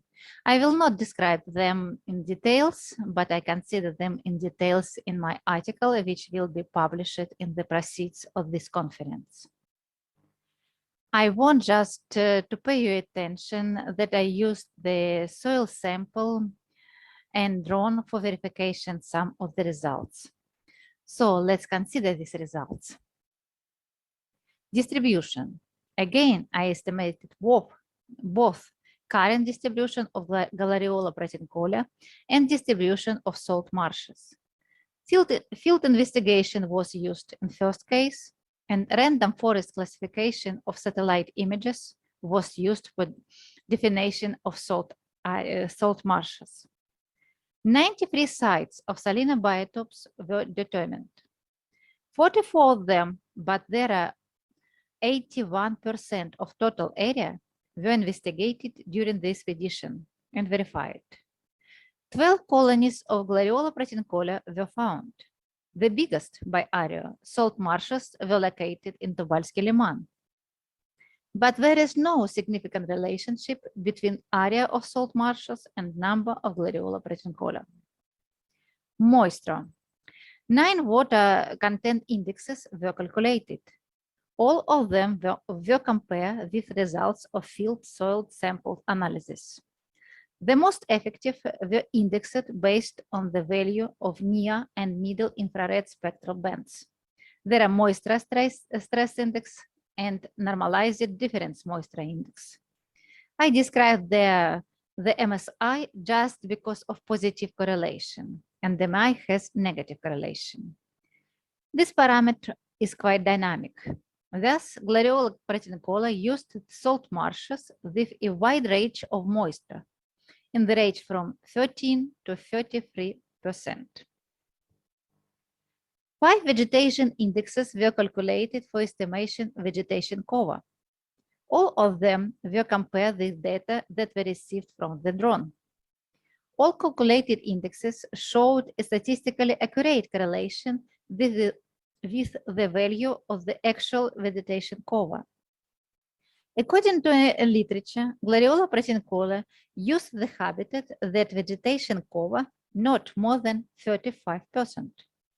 But our investigation demonstrates that it can be significantly up to 66%.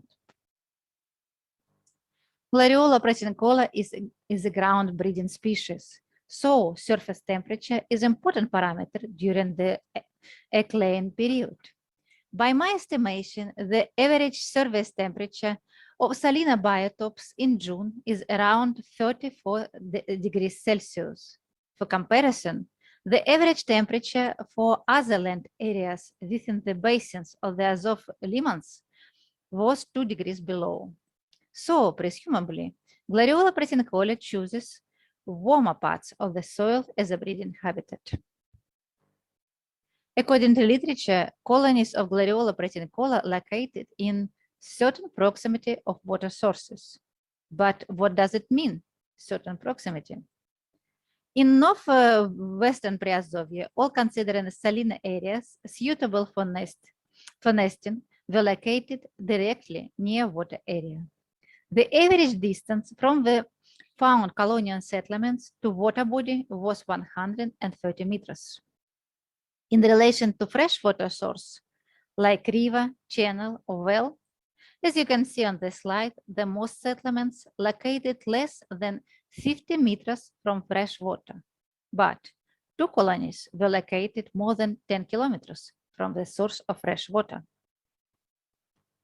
The disturbance factor was assessed both from indirect data, the distance to potential source of such a factor, and from the fixation of the direct facts of grazing, recreation, etc. Average distance to village was approximately 2 kilometers. It should be noted that place of the colony that turned out to be closest to the settlement in the past was a stable breeding place, Glariola Proteincola. Its colonies have been recorded here from 2000 to 2013, mostly annually. Distance to road was also around 2 kilometers. Direct factors. During the period of expeditionary research, there were recorded 9 facts that were assessed as a possible impact on the Glariola Proteincola colonies. Grazing, beach recreation, and metafishing. In the only colony which was located less than 1 kilometer from the place of grazing sheep, no birds or nests were found then revisiting. So I had 3 questions in the start of this investigation. What kind of answer I received? Ability of using satellite imagery. Remote sensing data objectively reflect the current state of the Salina biotopes, like the state of soil moisture, vegetation, and surface temperature. Glariola Proteincola requirements for habitats.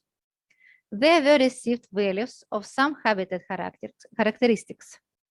In more cases, a wide range has been identified.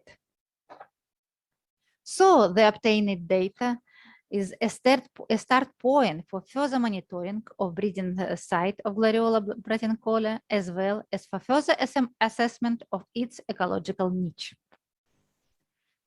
State of salt marshes. Based off 95 confidence interval of each of the analyzed parameters, 67% of the Salina biotopes in the region meet the eligible criteria. It can be assumed that unoccupied areas include both sites that meet the needs of the species, but not occupied due to the small number of breeding pairs, and sites not suitable for breeding. But this assumption needs further verification. So, except the answer for some questions, I received the new questions that stimulate new investigations. For example, possible not only estimation of vegetation cover is important, but also the structure of vegetation, plant height, which contributes to the protection of chicks.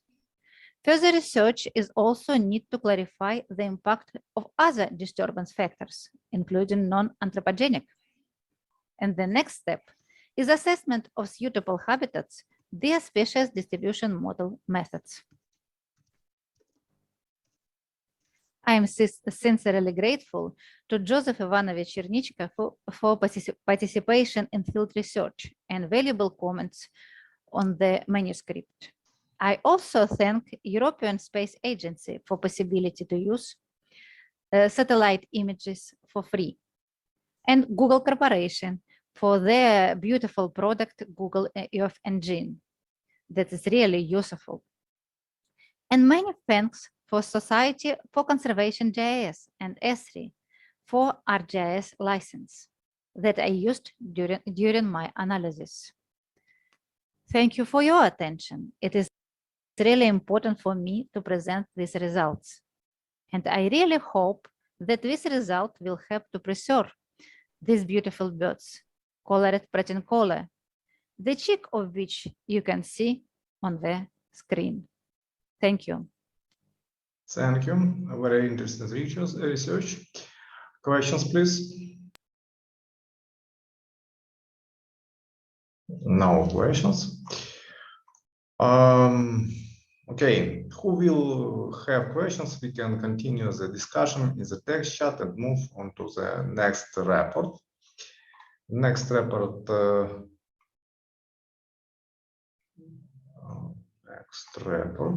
Excuse me. Further analysis of the Zaporizhzhia wind park impact on bats based on the index of the activity and dynamics of species diversity. Authors Gorlov, Siokhin from Bogdan Khmelnitsky Melitopol State Pedagogical University, Volokh from Dmitry Motorny Tavria State Technological University, and Gorlova from Bogdan Khmelnitsky Melitopol State Pedagogical University. Speakers Anastasia Gorlova. Please play demo presentation.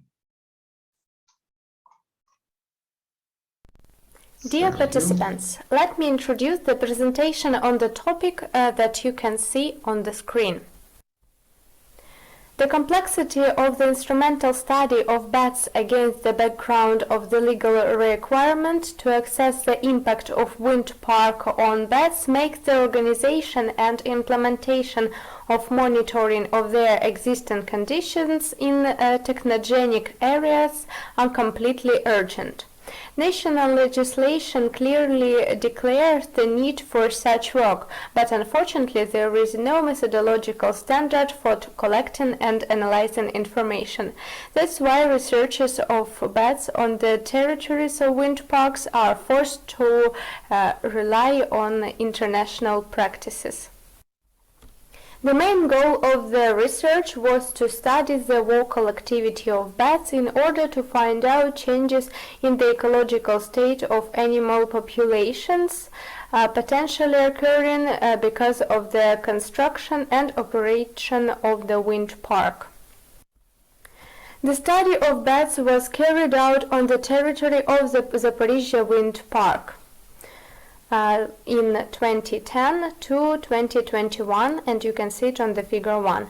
In total, 18 transects have been allocated in the Zaporizhzhia wind park, which are located along the lines of installation of wind turbines. Figure 1 shows the GPS track that covers all transects. The passage of the transects was carried out at a vehicle speed of 20 to 25 km kilometers per hour. Here you can see the masses of gathering information and the used equipment. To work on transect, the detector with an external microphone, which you can see on the figure 2, was used. The microphone was installed on a special plate fixed to the roof of the expedition vehicle. At the stationary vantage point, there was used a detector which automatically and in a wide range recorded the echolocation calls of bats in the interval between 6 p.m. and 6 a.m., which you can see on figure 3. In 2017, for the first time in Ukraine, a broadband automatic detector was installed on the meteorological mast of the Zaporizhzhia wind park at a height of 42 meters on figure 4. Here you can see some information about the operation time.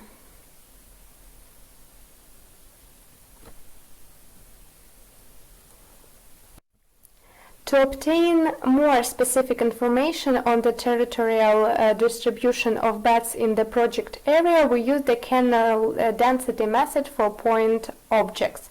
The technique calculates the number of points of or polylineal objects per unit area density using the function of the kernel to fit their surface, which gradually narrowed to each point or polyline. Based on the results, the activity index for all bats is determined using the following formula. You can see the interpretation of formula symbols on the slide. Such calculation makes it possible to characterize the periods of minimum and maximum activity of bats for further action and measures for the management of natural environmental complexes. Sufficiently extensive field research data are needed for a qualitative assessment of the wind farm impact on bat population. The most complete studies were in 2019, so we will give a brief description of them. Table 1 shows the result of 3 methods that were applied on the territory of the wind park along the passage of the power transmission lines, partly in settlements and during the expedition vehicles crossing between transects and vantage points. To characterize the behavior of bats, absolute indicators are inefficient, so there was used the activity index calculated for all 3 methods and shown in the table 2. And figure 6. The maximum indicator in the first half of the year was in the middle of June, which falls on the time of the departure of young bats after the breeding season. In the second half of the year, the highest activity of bat was recorded at the end of August and indicates the beginning of autumn migration. An analysis of the bat behavior in different periods of the life cycle is shown in Table 3. As you can see, the maximum activity of animals was recorded in the period of disintegration of colonies, the beginning of autumn migrations and grouping in flocks, the second half of August, which confirms our long-term survey. Such results will enable us to assess the wind park impact on bat populations and develop measures to minimize the negative impact. Research carried out in 2017 showed the following. Bats also hunt at a high of 42 meters and above. In total, 22 signals were recorded by detector. In these altitude intervals is different periods of the year ranged from 1.7 to 3.4%. Most species of bats marked by the detector within the wind farm and adjacent areas are widespread and with a stable population status.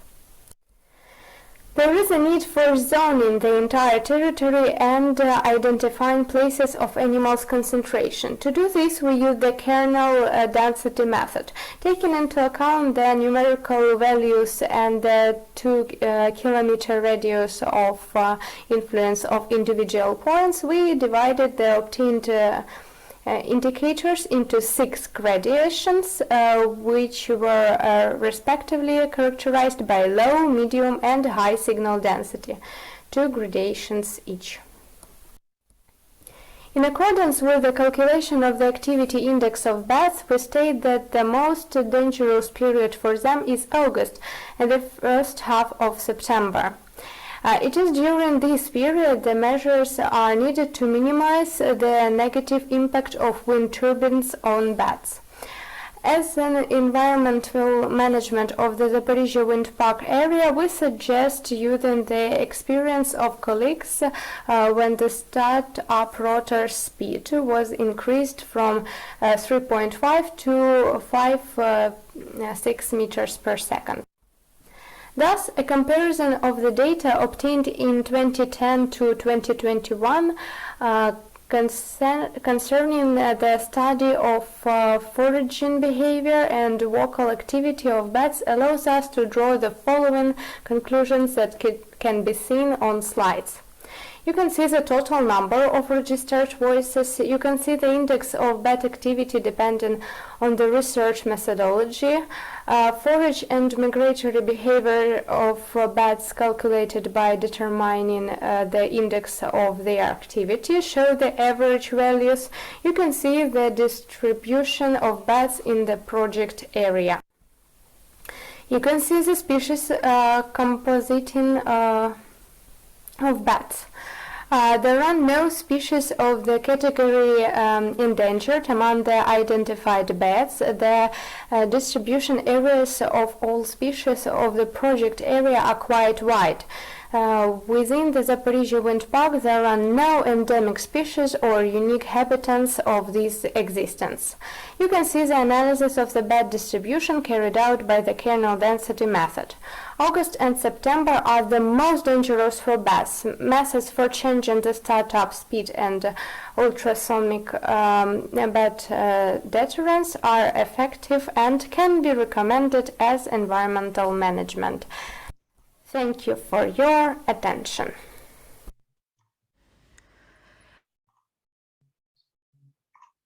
Thank you. I have a question in the text chat. 2 questions. Yes, thank you for your questions. The first one is say that I've showed us the table 1 field research results in 2019, and the question is, why did we choose this year? Well, of course, the duration of studies was during the longer period. It's from the 2010 to 2021, but the most complete work was carried out in 2019, when 28 expedition trips to the territory of the wind park were carried out. And the period was from March, the 20th of March of 2019 to November the 13th of 2019. And the second question, that we gave the recommendation to increase the startup rotor speed from 3.5 to 5.6 meters per second. The data on which this recommendation is based on. So the recommendation is both based on the foraging behavior of bats, which typically prey in wind speeds up to 3.5 meters per second. At these speeds, bats are very sensitive to collision and barotrauma, unfortunately. And financial losses of wind farms when the startup speed increases to 5 meters per second are minimal, and that's why here is a balance with the task of conserving bats. Thank you very much for your attention. Thank you. Next report, information concept of the human health phenomenon. as a guarantee of bioecosystem stability. Speaker Vladislav Purko. Please play demo presentation. Good Thank afternoon, you. dear colleagues and dear friends. The report of the scientist groups from the south of Ukraine, the city of Melitopol, is offered to your attention. Research topic is information concept of the human health phenomenon as a guarantee of bioecosystem stability. The structure of the presentation includes the following components: introduction, aim, methodology, results, conclusions. The current idea of the phenomenon of human health is strongly associated with a harmonious, well-developed personality. A healthy person in all respects can be called one who educationally responds and adapts to the changing conditions of the ecological, biological, and social environment. The main prerequisites for health are the stability of the bioecosystem and sustainable resources. Only consolidated efforts and active restoration and conservation activities can ensure the achievement in the future of a stable planetary ecosystem with optional physico-chemical parameters for human existence. Recently, it has become clear that further productive solutions to health problems are possible not only through the universalization of the definition of health, but also through new approaches, principles of its study, where sustainable development and information technology are special. Thus, there is a clear approach to the study of the information concept of the phenomenon of human health as a guarantee of bioecosystem stability. The research aim is theoretically substantiation the informational structure model of human health and characterization its components. The theoretical and methodological basis of the work was the synergetic use of the scientific and systematic approach principle, which led to the choice of certain research methods: general scientific analysis, synthesis, systematization, summation of scientific content, interdisciplinary, axiological methods, methods of information structure modeling. The information module of human health consists of at least 3 blocks: the information fields of knowledge of the main subject areas, information and technologies base of research, information and organization means of management. The first block is the information field of knowledge of the main subject areas which are basic for the category of human health: biology, psychology, sociology, ecology. It provides basic knowledge for shaping health concepts as a guarantee of bioecosystem stability. The second block of the health problem is information technology research base. Today, each of the sciences described above has its own diagnostic tools that assist the indicator of their state of human health in changing environmental conditions. This unit divided into the following components: information technology for knowledge, informational system, biotechnical system of diagnostic and management. The third block consists of an information and organization tool for health management, information and advocacy tools for the formation of a new type of thinking, formation of the information health bank of the population according to the technology of biomedicine, development of information technology of computer self-testing of the integrated health index, development of the universal criteria of advocacy of health programs. Health is the most important process of life of the human body, and personality is influenced by a whole range of environmental factors: physical, spiritual, and social. At the same time, it is possible to form an informational idea about the block structure of the health category by decomposing it as a whole. The health information structure can be represented as a hierarchical branch tree with 5 levels. Each level, in turn, contains a different number of information models that reflect its current state. The first level of health structure is individual integrated health. The second level is formed by certain aspects of health, the so-called statuses, physical, mental, and social. The third level consists of the health status components, each of which has its sovereign structure and function. The fourth level is formed by the component elements. The fifth level of the structure of health is formed by the separate indicators of all components of health. It is emphasized that the informational space of individual health statuses is a holistic, multidimensional dynamic system of a certain structure in which the system hierarchical homeostasis of interaction of physical, mental, and social health statuses at different hierarchical levels is realized.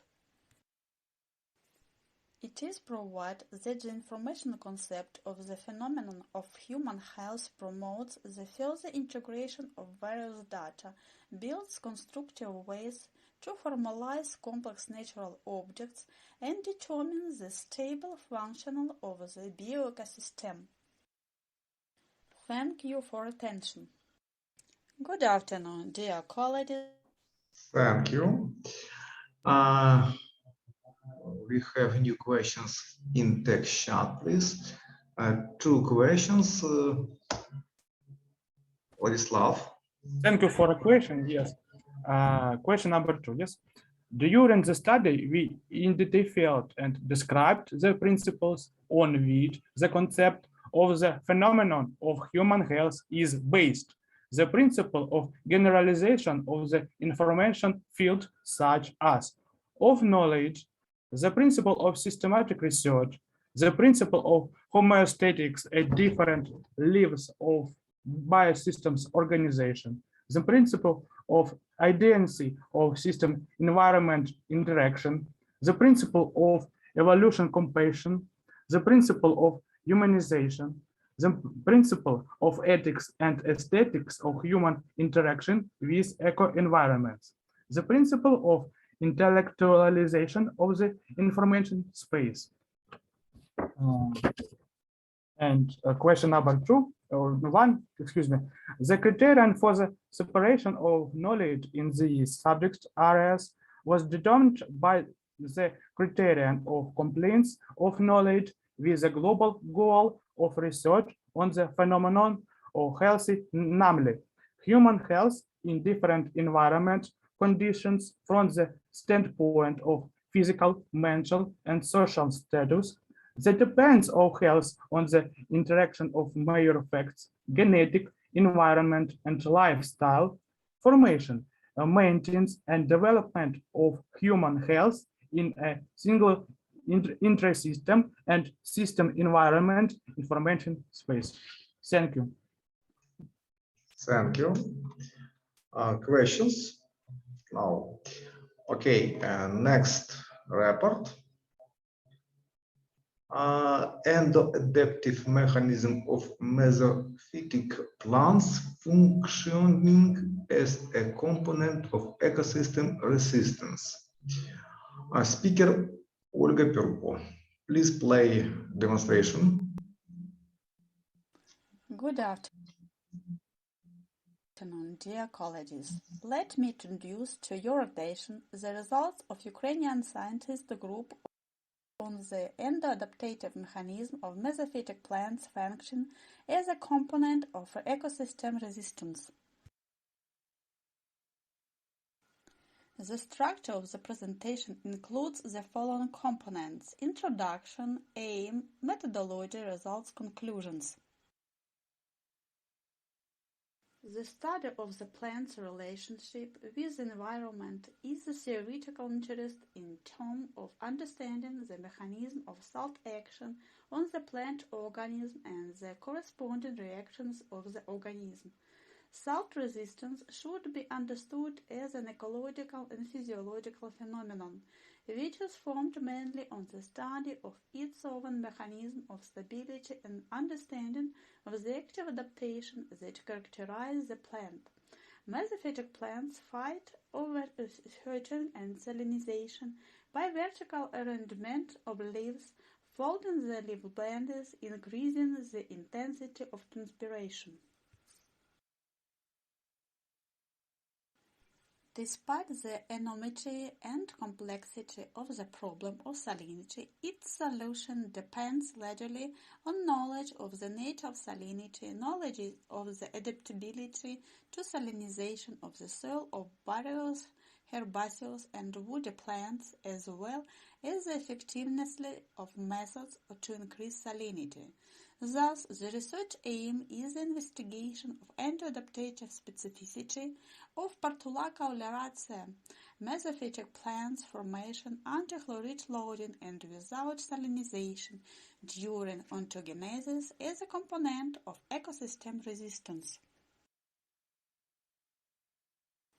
During the theoretical study of the problem, research and experimental work, general scientific research methods were used, theoretical analysis and generalization of scientific and methodological literature on morphology, anatomy, and ecology of plants, periodicals, experimental method, quantitative anatomical analysis, mathematical and statistical processing of the obtained data.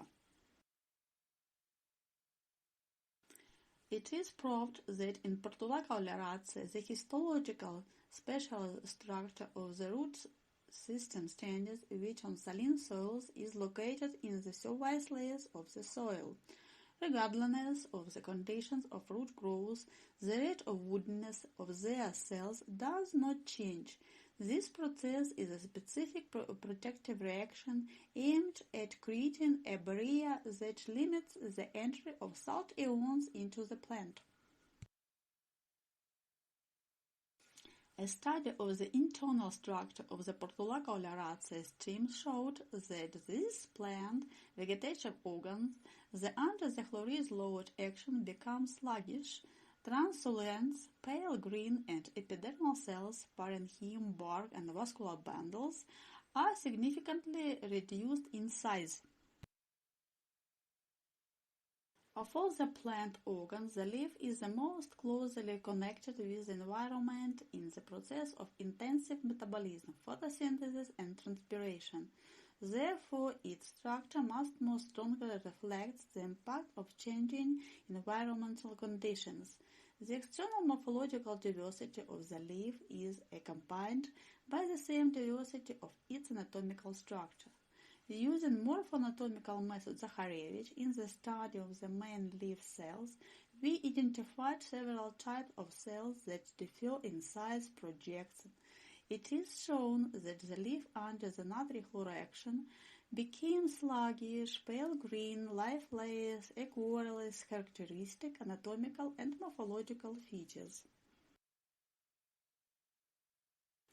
Analyzing the data on the weight of one seed and the number of seeds in plants, a pattern is observed. In Portulaca oleracea on saline soil, the seeds are small, and at once in control are more.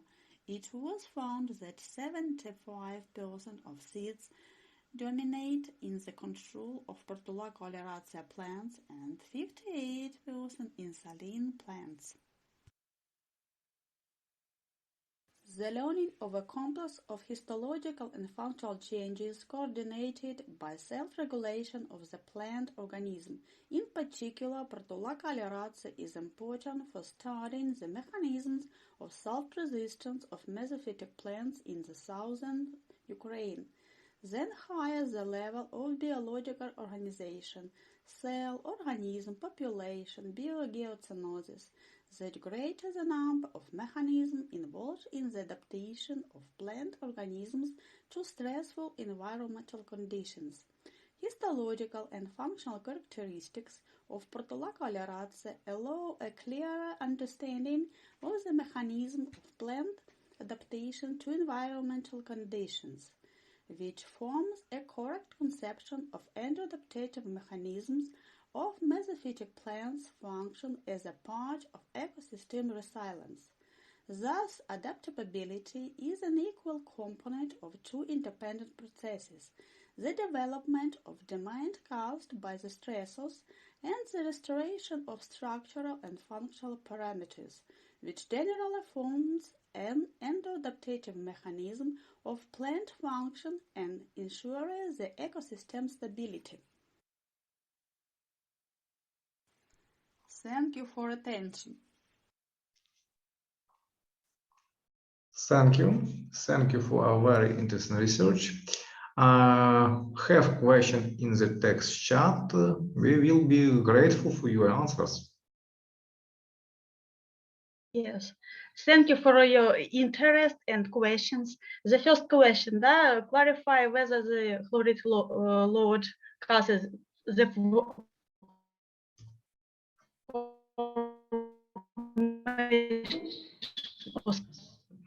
specific thank you.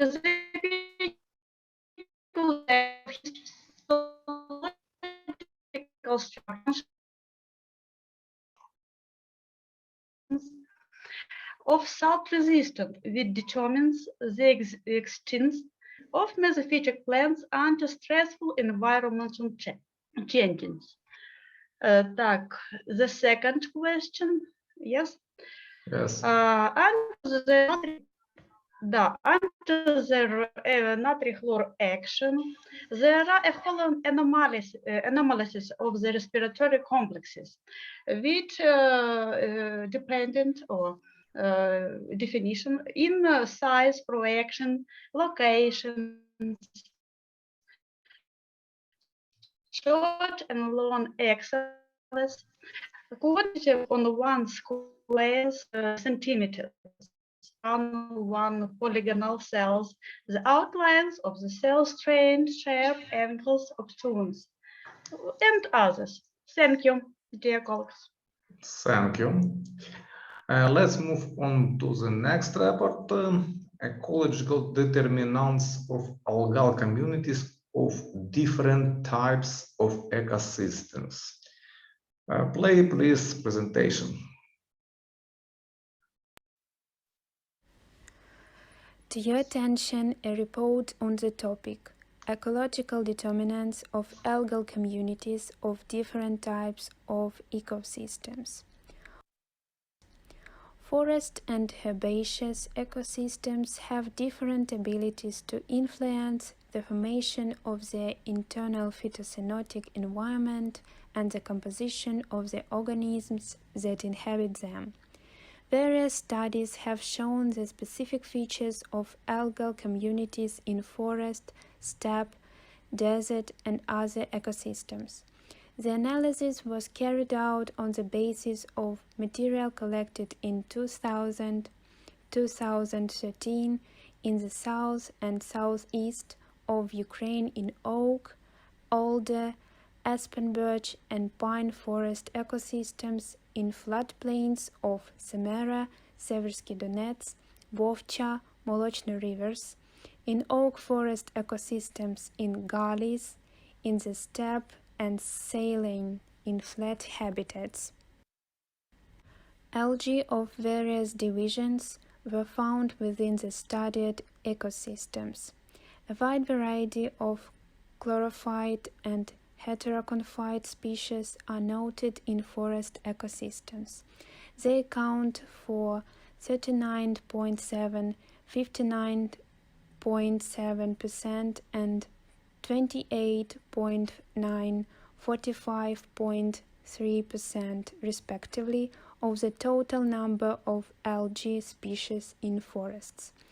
The majority of heteroconphyte is represented by species from the classes Xanthophyceae, Bacillariophyceae, 17.5%, 27.4%, and 7.9%, 16.9%.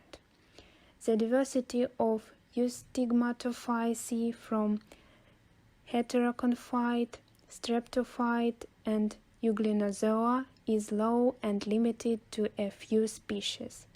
Cyanobacteria in forest algal communities range from 2.7% to 15.7% of the total number of species. Thus, within each ecosystem, a specific ecological space is formed, which is assimilated by various taxa of microalgae. Using principal component analysis, 4 main factors with eigenvalues greater than 1 were identified, which explains 81.4% of the total variance.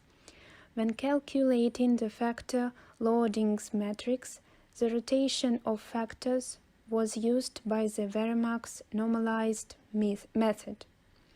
The first factor, which explains 34.82% of the dispersion, is associated with the type of ecosystems and such edaphic parameters as pH, the availability of moisture in the habitat, and soil mineralization.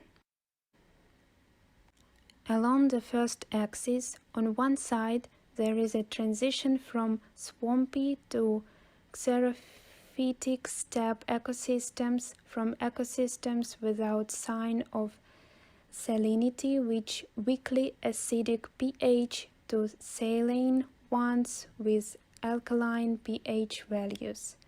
The second factor reflects changes in the gradients of trophicity, humus content, and particle size distribution of soils.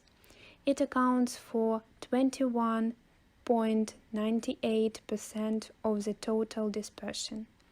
Along the second axis, there is a transition from ecosystems with low humus soils of a lighter particle size composition to ecosystems with highly humified soils of a heavier particle size composition.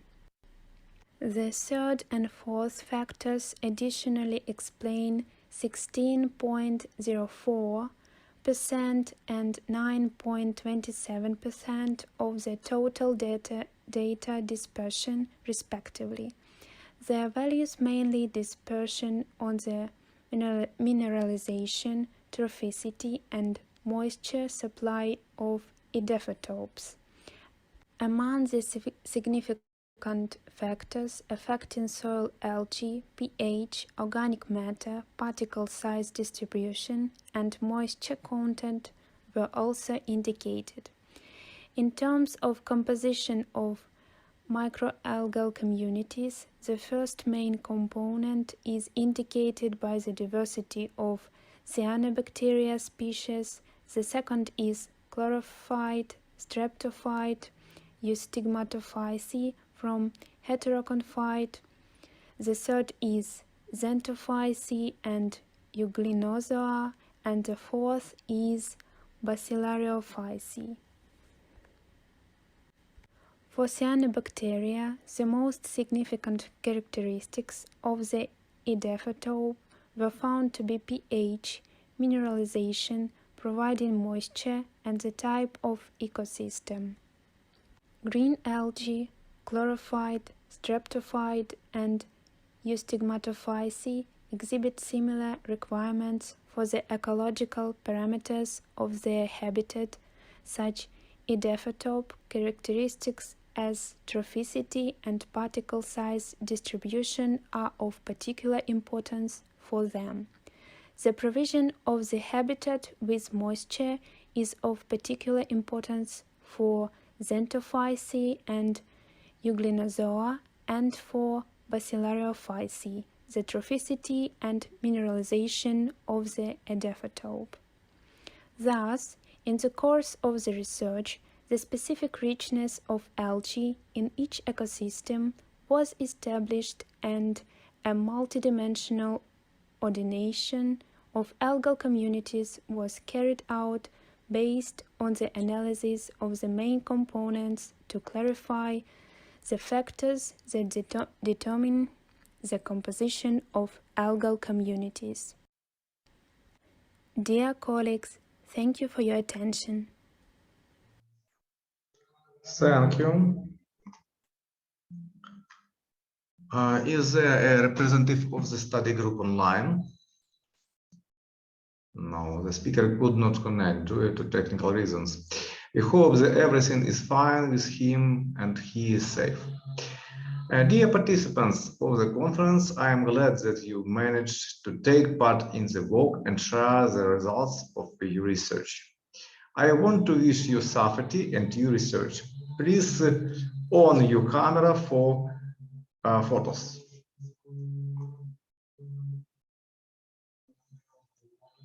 Включіть, будь ласка, камери, ми вас сфотографуємо всіх. Ну, не всі нас чують, не всі добралися, о ще. Нас стає більше. Як рідна мова з'явилася, так люди стали з'являтися. Тетяна, ти робиш фотографії потроху? Роблю. Дякую. Щира вдячність Тетяні, вона сьогодні нас дуже гарно підтримувала. Вона багато робила як технічний саппорт, хоча сама тільки відпрацювала першу половину дня саме за подібним воркшопом, тому всіх був радий сьогодні бачити. Гадаю, що ми сьогодні напрацювали на п'ятірки, ми всі молодці і сподіваюсь, наступного року всі будуть більш підготовлені, англійську мову будуть знати так, як кажуть, як рідну. І у нас буде можливість продовжувати дослідження саме по тим місцям, про які сьогодні йшлося на нашій конференції. Ну що ж, радий був всіх бачити. Goodbye. На все добре. Goodbye. Гарного дня. Бай-бай. Гарного Гарного дня. Все добре.